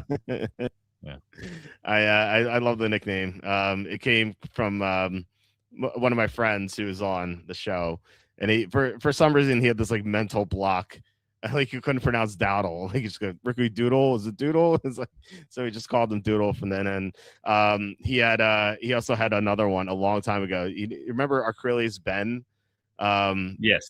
he would call him Achilles Bean. He couldn't like he couldn't like picture Ben in his head. I think it's calling Achilles Bean. So like we would just call this guy Bean the whole time. So As long as he doesn't start calling me Bean, I'm happy. that's true. My two running backs I like are still there. Do you like Manangai or Corum better? You have them like back to back. Ooh, I like them both so much, but I like Corum better. You like Corum better. What is the bye week situation? We have 6 and 11. Corum's 11. Yeah, it's okay. I'll take. You said you like Corum better, right?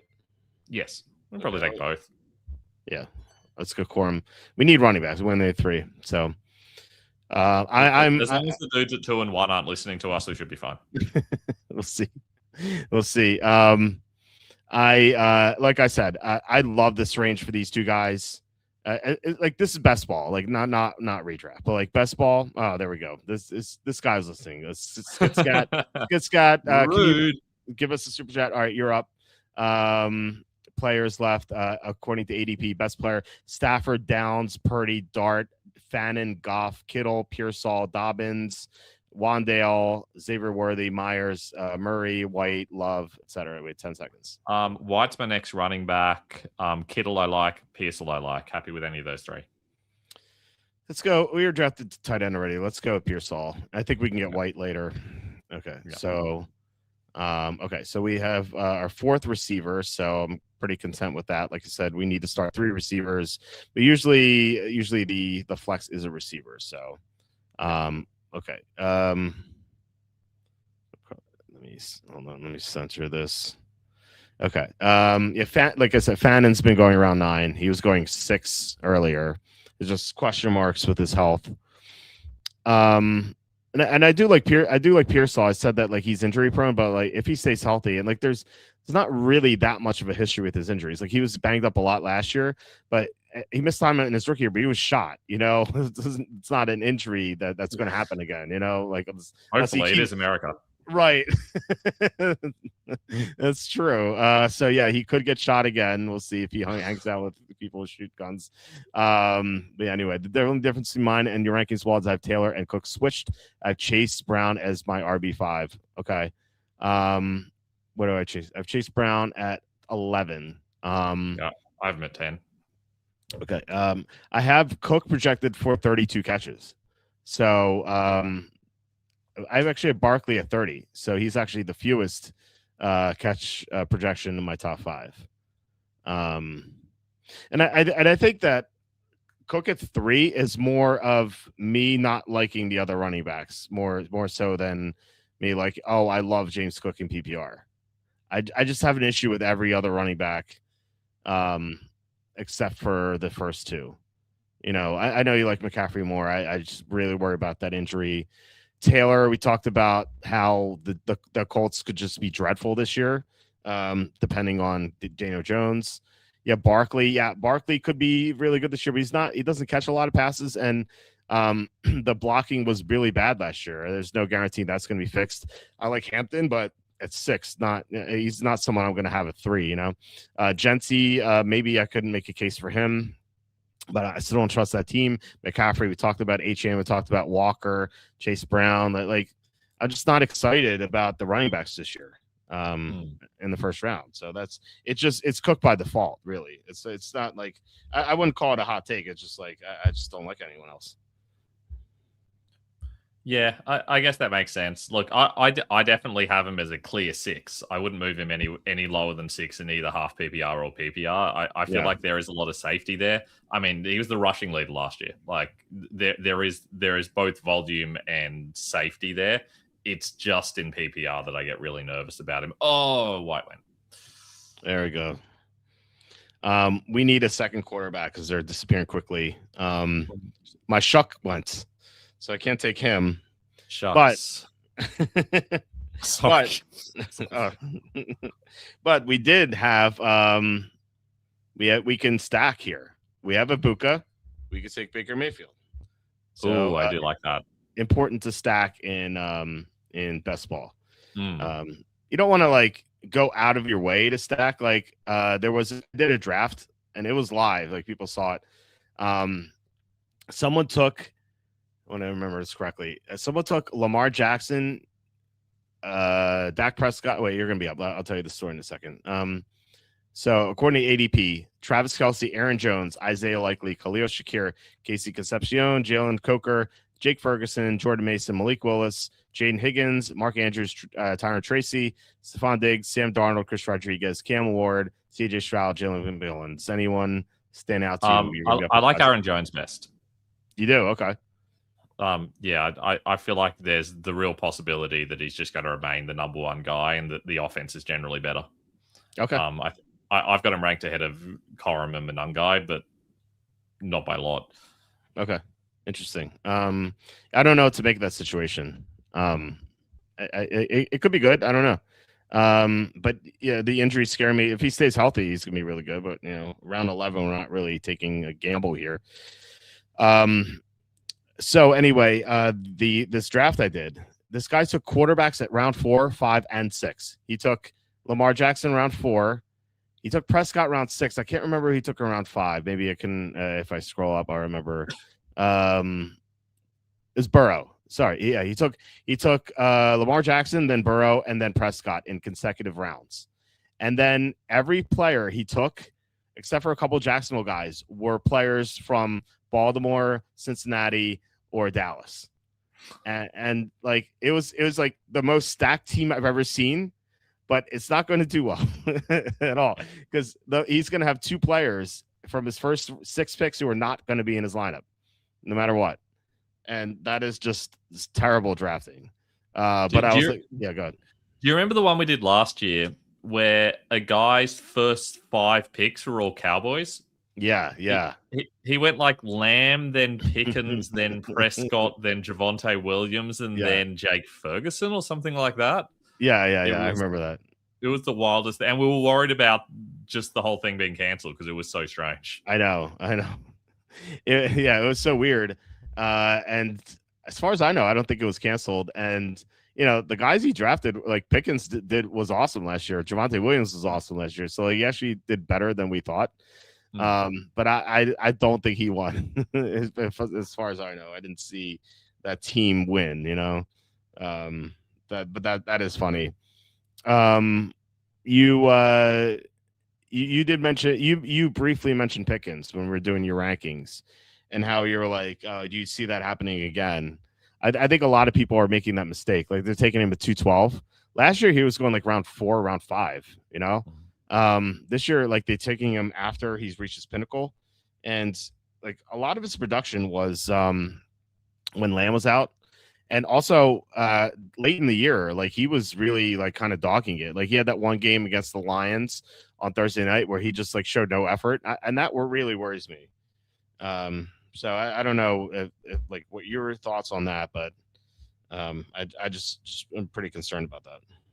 I am nervous I've got him too high. And he's one guy that I feel is way more likely to slide down for me than to go up. Mm-hmm. It's really just a question of what happens with Lamb, whether Lamb can reemerge as that clear number 1 guy, because Pickens was outgaining Lamb a lot of the time. Yeah, he really was. Yeah. I was going to take Shaheed, and this guy broke my heart. This guy saved you from a terrible decision. Okay, well, we can discuss that. I'm gonna stack. We need a second tight end. I'm gonna take Hunter Henry. Well, you're gonna be up in 4 picks, so let me let's discuss this after your next pick. Up in 3 picks. Let's look at the best players available, because we might need some more time here, because we're in round 12. We're gonna be around 13. Best players available: C.J. Stroud, Daniel Jones, Aranda Gadsden, Zach Charbonnet, Brenton Strange, Bryce Young, Juwan Johnson, Juwan Jennings, Jalen Naylor, Tajay Spears, Travis Hunter, Tyler Algier, Trey Tucker, Sadiq, Malik Washington, Hawkinson, Kamara, Rodgers. Who do you like? I hate all of them. Literally every single one. Like there's not a single one there I like.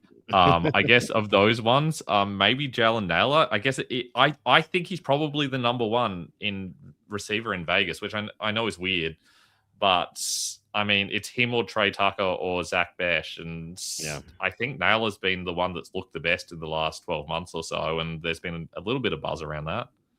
So Okay. Yeah. I can feel like there's enough upside to it to justify that happening, especially if it works out with Mendoza. But I mean, let's face it, they're all behind Bowers and Genty anyway. They're really the third receiver. Yeah, that's definitely true. Like, yeah, who's the receiver one? It's Bowers. Yeah, to me, I think Tucker has more upside. Like he has more game breaking potential, whereas Naylor, I think, is just a slot receiver who's going to get like 4 catches for 40 yards. But hey, in round 13, it's not. I guess it's not that bad. Okay, so Rashid Shaheed, you don't like him. I think he's a good value here. Tell me why I'm wrong. I think he's a special teamer for them. I don't think they see him as a true wide receiver. I think that Torrey Horton was injured, and so they had to use Rashid as a receiver. But I feel like then the top 3 receivers are JSN and then Cooper Kupp and then Torrey Horton, and Shaheed's kind of like a bit part player. I don't say that with any great conviction. I think it's possible that Shaheed is the number 2 guy. But I think he's being drafted as if he is the number 2 guy. And I would rather draft someone at their floor rather than their ceiling. And I think he's nearly being drafted at his ceiling. Okay. That's interesting. Now, that's how they used him last year. But I wonder if they only did that because he didn't get enough time to get acclimated into the offense, although it was Kubiak's offense. But still, and maybe he didn't have enough time to gel with Sam Darnold. To me, I think like he had some really good production in New Orleans, and I don't know. I you could be right, but I don't know. Maybe the Seahawks will see it differently, or maybe they'll see my way. I don't know. I really don't know. But I do know that he definitely outproduced 1209 when he was with the Saints. So I don't know. But you were right about Horton. But with the Cooper Kupp, like, he's so decrepit at this stage. Like, I don't know how he could really take away from anyone at this point.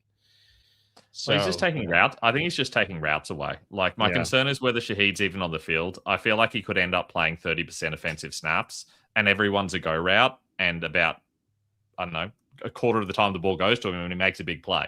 Mm-hmm. And every second week he's making a 50-yard play or potentially making a 50-yard play. But I don't know. That's not someone I really want on my team, especially at this value. Yeah. Yeah, I mean, I hear you, but I don't know. I feel like, I don't know. We'll see. We'll see what happens. What are your thoughts on Kamara? I mean, there's definitely upside there as a receiving running back at this value at this time of the draft. Yeah, we only have 4 running backs, so I'm going to take him. I sometimes draft him around this range. It's kind of crazy how late he's going when he used to be the first round pick, and now he's 14-10. It's pretty wild. All right, yeah, let's go to players available. So top players available according to ATP. A lot of guys that you didn't like last time are still here: Malik Washington, T.J. Hawkinson, Aaron Rodgers, Jacoby Brissett, Dalton Schultz, Dylan Sampson, Adonai Mitchell, Brian Robinson Jr., Tank Bigsby, Deebo Samuel, Trey Harris, Geno Smith, DeJohn Stribling, Jared Judy, Sean Tucker, AJ Barner, Kate Otten, Tank Dell. Any thoughts here? Is Malachi Fields there? He should be, yeah. Want him? I like him a lot. I also like Brian Robinson. I don't mind Stribling, but personally I like Fields better. I just feel like there's more possibility he's just going to be the clear number 1 guy. Okay. All right, let's just take him. There's a chance he might come back, but I'd rather just secure him at this point. So you think you could be the number 1? Obviously with Neighbors. If Neighbors is injured and Wan'Dale Robinson's out the door, there's not really anyone else there. I mean, I don't think it's going to be Darius Slayton. I think we've kind of seen who Darius Slayton is at this point in time. I think they've even seen who Darius Slayton is. I'm not sure that Darius Slayton believes it, because Darius Slayton seems to consistently believe that he's the number 1 guy in that team. No. But I think everybody else seems to understand he's not. Yeah, someone needs to tell him. There needs to be like an intervention. It's like, hey, you're not that good. You're not number 1. Sorry, Darius. Let's see. Have you lowered JSN or any other Seahawks because of a new inexperienced OC? Yeah, I think there's definitely merit to that. like Kubiak put JSN, he's going 106. He definitely put him in the best situations possible. Like he had the best situation he's ever had, or maybe the best situation he's ever going to have in his career. So I think there's definitely merit to kind of avoiding him in round one. I try to not take him for that reason. And Fantasy Football Council, we brought him before. He has a great channel. He said that like he's avoiding Jason as well because he's hit the pinnacle. But Jason's so good that I think that he could still produce in the first round level. Obviously, you think that as well. But to me, it's like it can't get better. Like it can only stay even or get worse. And to me, it's like with a new coordinator, it could be 50-50. Like, what if this coordinator sucks and Seattle's offense just not that good this year? That's what I worry about. So, I mean, we didn't talk about Jason. What are your thoughts on that? Yeah, I am a little bit nervous about him, but I also can't ignore the enormous upside that he has. It's just such an obvious, clear number one guy in that offense that they're going to work the ball to regardless of what happens. We know that he and Sam Darnold have that connection, that they're going to try to force the ball to JSN as much as possible. And even if teams scheme around it, they're just going to make it happen anyway. So it is possible a new OC comes in and all of a sudden that changes, but it's not going to change enormously because I think anyone sensible coming in, I think when they would have been going through their hiring process, they would have been pretty clear on their desire to make sure that JSN remained a big part of their offense and they weren't changing too much from what already worked last year. They're not going to come in, throw out everything that won them the Super Bowl and all of a sudden go, here's this new magical thing we're going to do. They already have all the same pieces back. I think they're going to try to keep it as close as possible to what was happening last year. Yeah, he's still going to be super heavily involved for sure. I just worry if he's going to be like the top guy again, or top three. Like, what if he's like receiver 5 or receiver 6? But we'll see. I mean, he could be just as good. We'll see. But that's my concern there. Thoughts on the Matt Miller drama? He personally, I think I fell victim to his schemes. You did. Oh, I'm sorry to hear that you did. I have a history with Matt Miller. I don't know if you saw what happened, or if I did see what happened, and I know that Matt Miller is traditionally one of the least accurate draft analysts around. Yes, he is. He's terrible at his job. I have to pick, so give me a second. We need another running back. I'm gonna star a guy. See if I see a receiver I like. I don't know. I feel like I'm going to take a running back. So handcuff here for Breece Hall. I'm going to take Braylon Allen. Love it. You do? Okay. Tell me why. As I was absolutely massive on him last season. Yeah. He was one of my favorites last season, and obviously he got injured and it didn't really work out. But I still think the upside's there. Yeah, I think so as well. They seem to like him a lot. He just didn't get a chance to play. All right, you're up in one pick. Best players available: Geno Smith, AJ Barner, Tank Dell, Tyreek Hill, Calvin Ridley, Tua Tagovailoa, Singleton, David Njoku, Pat Fryermuth, Terrence Ferguson, Keyshawn Allen, Colby Parkinson, Marshawn Lloyd, Ted Hurst, Keyshawn Butte, Christian Kirk, Mike Washington, Kamani Vidal, Justice Hill, and we're up now. Cam Coleman, Gesicki, Star Wars. Can we just go halfway down? I saw a player and I forgot what his name was. It was a running back, Marshawn Lloyd. Okay. I feel like this is handcuff territory, and I feel like he's got the most chance of doing something with the potential of Jacobs being out, and especially in best ball, if he's the Packer starter for a couple of those weeks, all of a sudden you're getting a whole lot of free value. Yeah. I like I said, Lloyd I think has more upside, and I think Brooks has the higher floor, but it's best ball, so you want upside. So that makes sense. Okay, with Matt Miller, like I said, we have a history. He not a friend of the website. Let's just say that he a long time ago he published an article saying that you should not read waltzerfootball.com, and it was because it was in reference to a tweet I made which I don't even think that was controversial. I was talking about how, remember, like Adrian Peterson, he had that unfortunate event where his son went to the hospital, and I said, I was like, I tweeted out, I'm like, here's some, like, I don't think Peterson's going to play, so here's some players you could pick up in fantasy, and he took that as like not caring about Peterson's son. I'm like, I have a job to do. Like, I'm a fantasy writer. Like I had Peterson on one of my fantasy rosters. This is like my thought process. I'm like, who do I pick up? I'm like, oh, I guess a lot of other people want to know that. So he wrote this article. And so I was like, I messaged him on Facebook and I said, you know what, let's bury the hatchet. Let's both donate to Futures Without Violence. I want to say it was like a children's it was a nonprofit, a charity for kids who suffered violence. And I said, I knew he was rich. He has rich parents, and so I was like, hey, let's both donate like $500 or something, and then you could get your fellow employees of Bleacher Report to donate more. Let's make this a positive, And then he just never responded to me. I'm like, okay, like you care, you say you pretend to care, but you don't really care. So anyway, so that's one area that I had issues with him.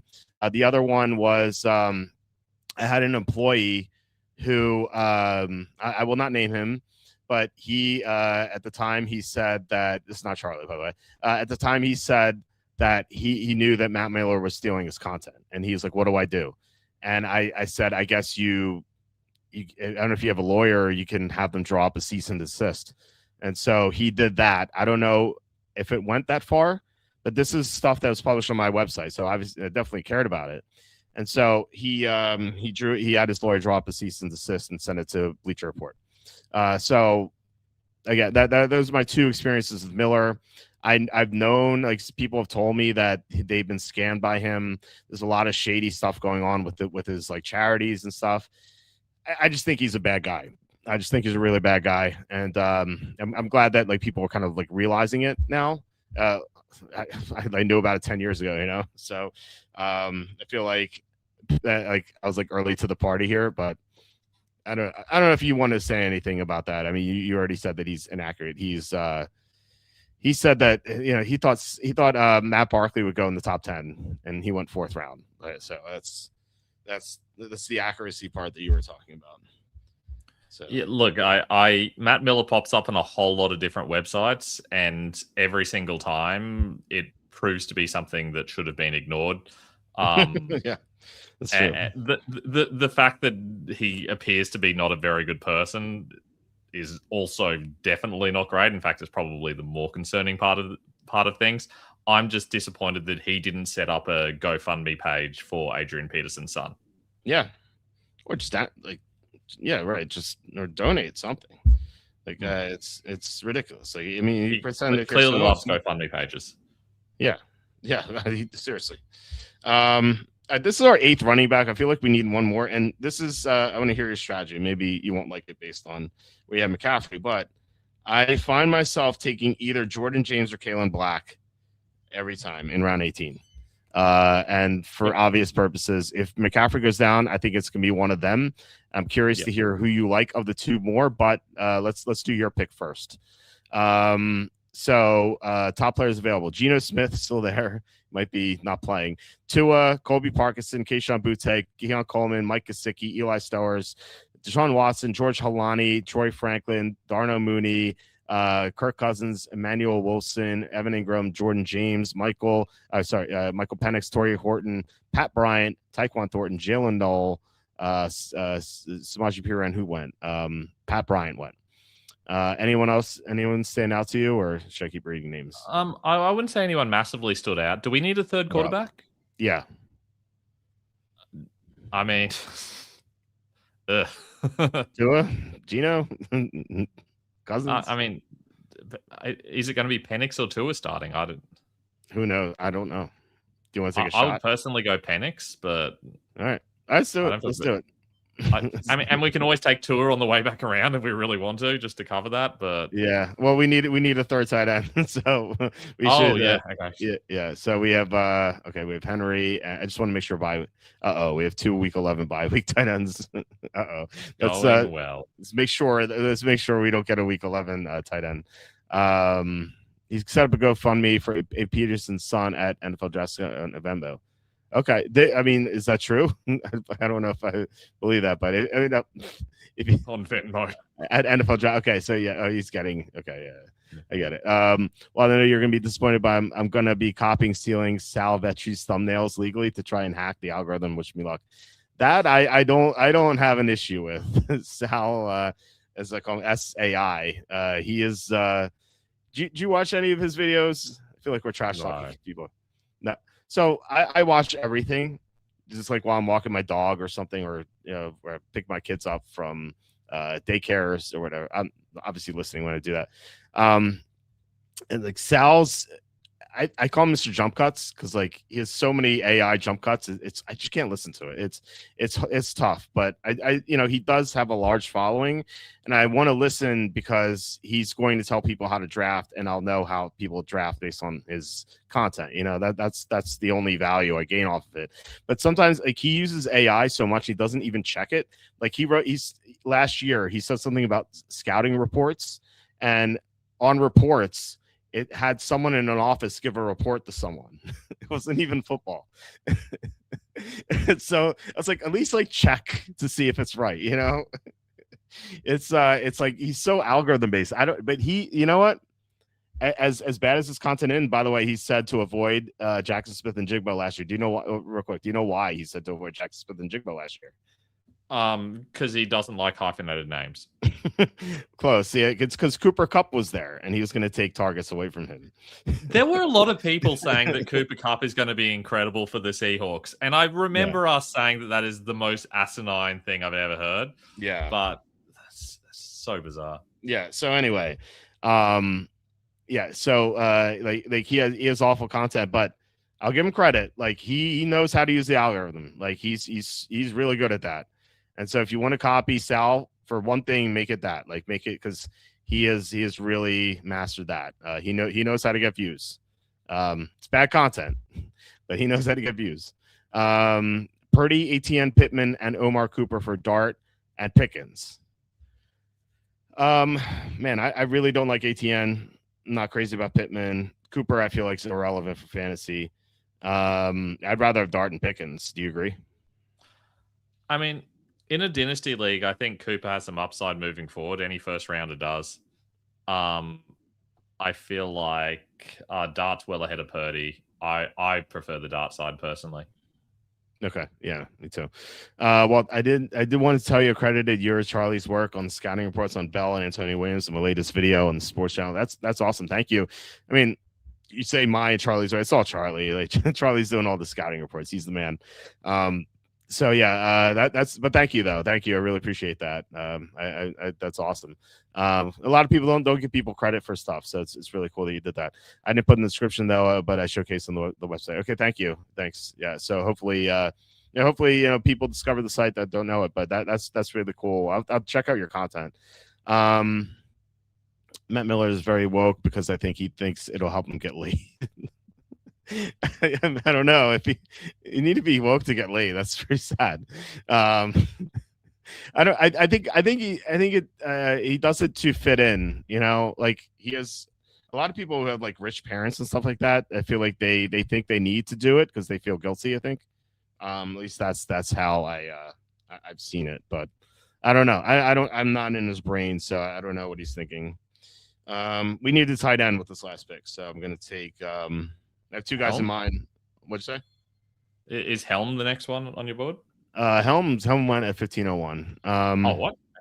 Yeah, so I'm gonna take Dawson Knox, and for the reason why I said before, like if Kincaid misses time and he is dealing with this knee injury, then Knox is gonna have huge games if Kincaid is out. So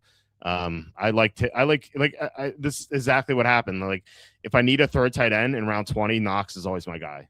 Just because he can have some big games if Kincaid misses time. It's gonna have to see unless it's from the Flock League because he stole already. Yeah, it's another guy, another scumbag. Did you hear what happened with him? No, the Flock Fantasy guy. So this is all alleged, so don't sue me. This is what was said. So apparently some guy he created an algorithm for best ball, and he wanted to sell it to Flock Fantasy. and again, this has been reported. I'm not saying what happened, but apparently, like Flock told him that, yeah, proceed with the algorithm. I'll pay you for your work, and then we're in agreement, and. And so few months pass. He finishes the work. He contacts Flock, and Flock apparently used his idea and built his own algorithm that way. And so that was the story there. Again, I don't know if that really happened, but that was the story. That was the accusation. So that was kind of a scumbag move, I think.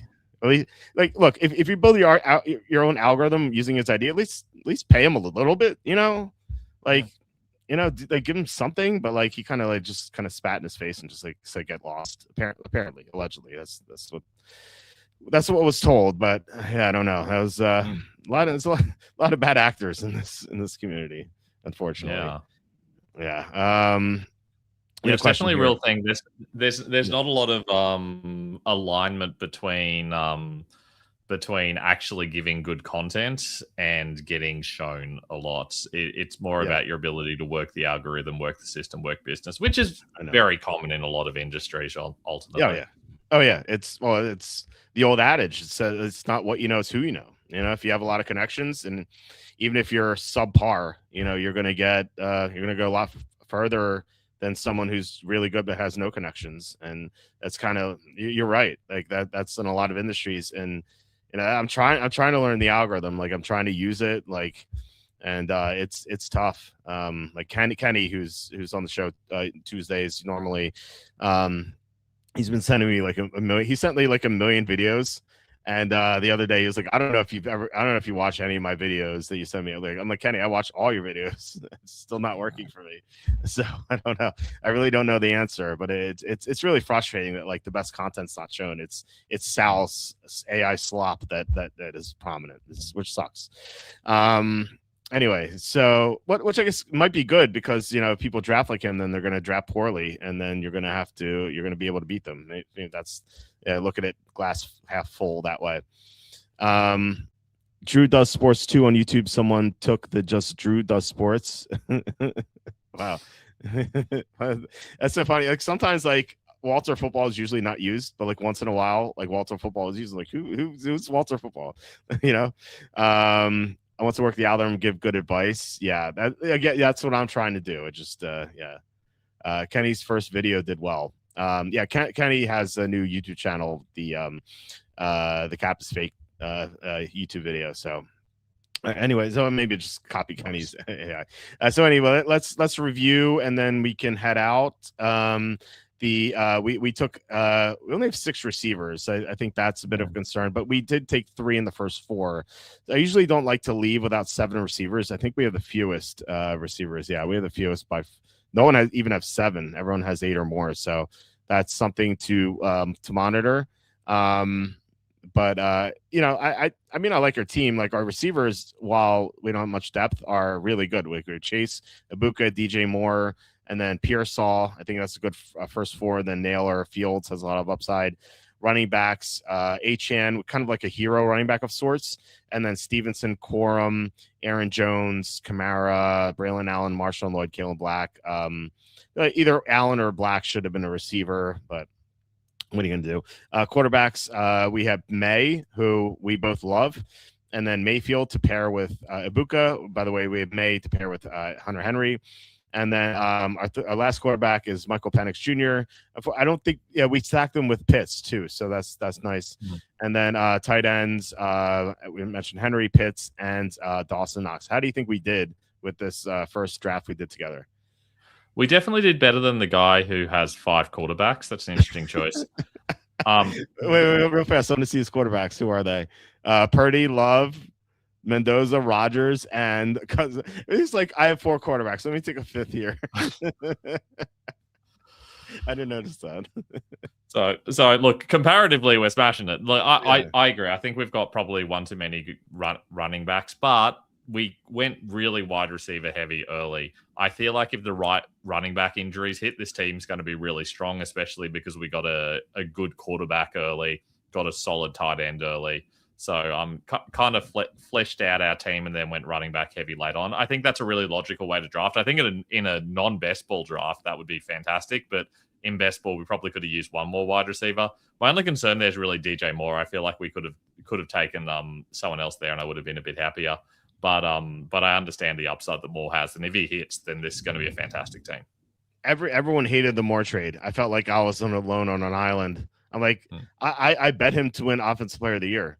At it was 150 to 1 odds. So, or no, sorry, I think it was 250 to 1 odds. So I like I said, he's not had a great quarterback. Caleb Williams is his best, and let's face it, Williams, he had some nice moments, but at the same time, I just don't think he's obviously not nearly as good as Josh Allen. So this is best quarterback by far. Last year was terrible, but even coming into the year, DJ Moore, he sounded unhappy. In training camp, he said, I'm not going to be used that much this year. Like, he literally said that. And so I just think he was just disgruntled all year last year. So I think he's going to bounce back. He's still only 28. He's not old by any means. I like Moore. But so who would you have taken here instead of Moore? Like, we have the next few picks are McMillan, Waddle, Judkins, Odunze. I mean, we took May. So who would you have taken? I think I'm probably taking McMillan. Okay. I love his talent. I just think that maybe I'm reading too much into this. He said before he was drafted, he said, I don't love football. And I'm like, if you don't love football, are you going to get a lot better? Are you going to be watching film? Are you going to be working out 100%? Maybe, I don't know. Maybe he loves it now. Maybe he's changed his mind. But I heard that. I'm like, just going to avoid this guy. I don't know. Maybe, like I said, maybe I'm reading too much into it, but it's something that's been in the back of my head, I get that. That whole thing was really weird with the Panthers taking him in the first place. I think that kind of surprised all of us. But yeah, he was a weird guy coming into that draft, and it was hard to know what to do with him. But he was undoubtedly good last year. And I feel like they clearly see him as their number one. They don't really have any other weapons. So I just feel like he's going to get enough volume to make it work, even though that whole offense is kind of mediocre. Yeah, I hear you. Barkover says, if you're demoing proprietary work for anyone, even for fun, send them a DocuSign NDA up front or keep it to yourself. Yeah, completely. Yeah, that's the mistake that one guy made for sure. And I guess he trusted him and you learn it the hard way. It's unfortunate, but you need to do it.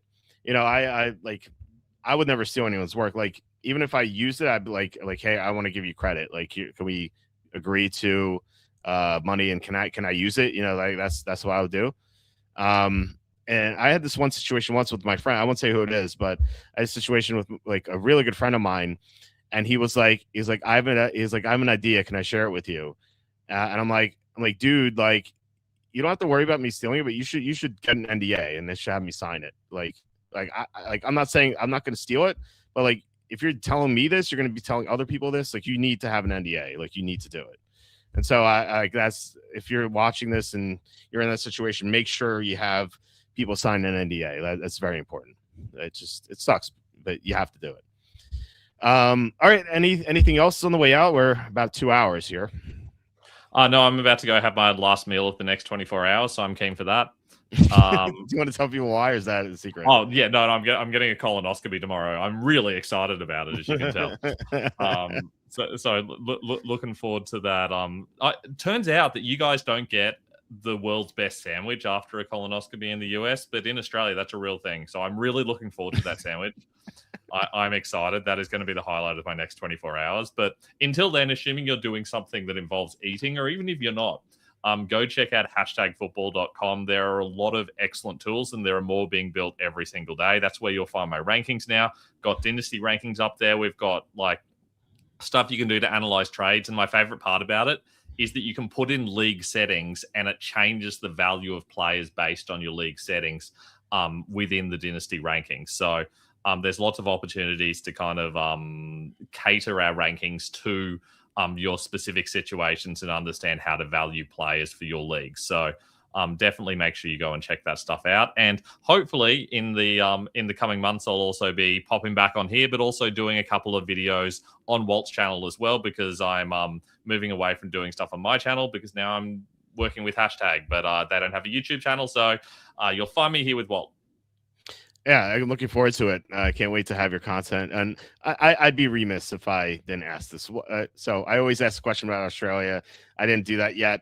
What is in the sandwich? Because real quick, you told me beforehand, you get a sandwich after a colonoscopy. And I know that I had a colonoscopy 3 months ago or so. I did not get a sandwich at all. I was just told, hey, you can go eat. But you get a sandwich. What's in the sandwich? I'm curious. You can decide. So, okay. So you're ordering a sandwich before you go in. So basically, before you go in, they give you a form, and there's like 8 options. So I reckon I'll probably rip a ham and cheese, maybe an egg and mayo. We'll see. Maybe both. I think you're allowed to get both. I think they give you 2 sandwiches. There will not be Vegemite on there. Vegemite is amazing, but it belongs on toast.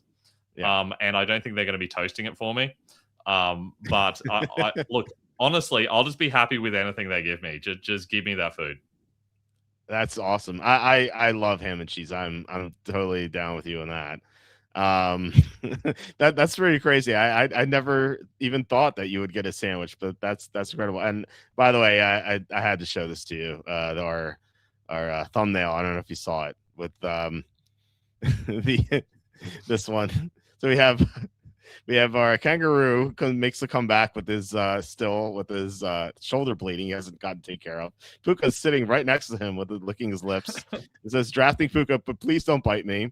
We have our Foster's beer, which I know you said you don't drink Foster's, but hey, Stafford is not Australian. So, and then we have Elvis on the wall, because I remember you said that your American restaurants in Australia have Elvis on the wall, which I was like, everywhere. I've never seen Elvis on any wall in any restaurant in America, and it's so funny that you have him there. So, I thought that was ChatGPT did a good job with this one. I also really like CMC, just holding up a piece of paper that just says CMC on it. No. But we're gonna do that next time. I'm just gonna have a piece of paper that says Ben. Yeah. So this piece of paper originally said just kangaroo on it. I'm like, can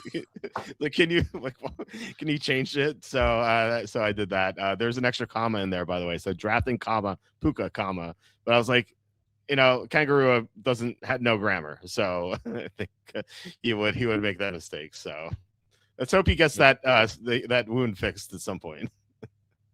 I love it. It's amazing. I also really love the fact that Puka's like a judge, and he's just got Puka sitting on his thing. That's his title. His title is just Puka. Else. Yeah. Stafford is fantasy commish. Just Puka. There's a koala bear, by the way, sitting right here for some reason. Yeah. And Harrison Butker's still is number 1. Yes, but I noticed that Bass. We have Tyler Bass there. We Justin have Tucker. Oh gosh, it's a Tucker. Yeah, it's a bit of a rogues committee going on there. Yeah, there's a Tyreek Hill here. McCaffrey's 4th, by the way, the running backs. And who's the quarterback? Who's that? Humb? Humb? HOMB? Like there's Allen, Mahomes, Burrow, Hurts, and Home. Who's Home? Humb. I don't know. Sorry for showing a hole on my forehead then. I was trying to read what the heck that says. And I think that's just ChatGPT making names up again. Yeah. Hallucinate. It always says that. Like you point out a mistake, it's like, oh, I was hallucinating. Like your computer, how do you hallucinate? I don't know. Nawasi punter in the graphic. Yeah. Where's Tory Taylor? It should have. That's sorry. I'll do that next time. Or wait, who's the MVP for the Seahawks? Can't remember. What's his name? Walker? Oh wait, no, like Seahawks punter. What's his name? It's killing me. Who's Seahawks punter? It's the guy with the corkscrew kick. Dixon. Michael Dixon. Michael Dixon. Yeah. You can have Michael Dixon. You can have Torrey Hunter. You can have Mitchell Wishnowski. You can have Cameron Johnston. Just like get them all up there. Just like a whole. Well, we need Rams Niners players, because they're going to be playing. Yeah, of course. Yeah. So I didn't know who would have holding the Fosters. Like, there's no obvious alcoholic. Although Puka sounds like he was drunk, so maybe he should have been holding the Foster. I don't know. Yeah, Dixon. Yeah. I don't know. Dixon's punting beat the Rams in this. Yeah, it did. Yeah, the muff punt that changed the whole game. It really did. So that's a good point. But yeah, he's not going to be playing in Australia, even though it does make sense for him to be there. Maybe I don't know. Maybe he's going to spectate during the game. But anyway, that's about it for today's show. Thank you guys for watching. Really appreciate it. Check out, as Ben was talking about, #football.com. Ben is posting his rankings there for the preseason and during the regular season. He will have weekly rankings there. And like Ben said, he will be posting content on this YouTube channel. But in the meantime, please hit like, subscribe, comment below, share this video, visit walterfootball.com for tons of content. We'll be back tomorrow with Andy. And then Thursday, the guest is going to be one of two people. And then Friday, I think Tom will be on again. So full lineup this week. Look forward to Wednesday already. And Ben, love having you on. It's kind of crazy. It's been 2 months already, but hopefully you'll be on sooner the next time. Yeah, look, it's always a pleasure. Good to talk about some fantasy football again. It's been all NFL draft every time I've been on the last couple of times, but it's good to get back into it and looking forward to officially draft season hitting soon enough. Yep. Yeah, me too. Yeah, it's going to be fun. So, all right, guys, I hope you have a great rest of your night, and I'll talk to you tomorrow.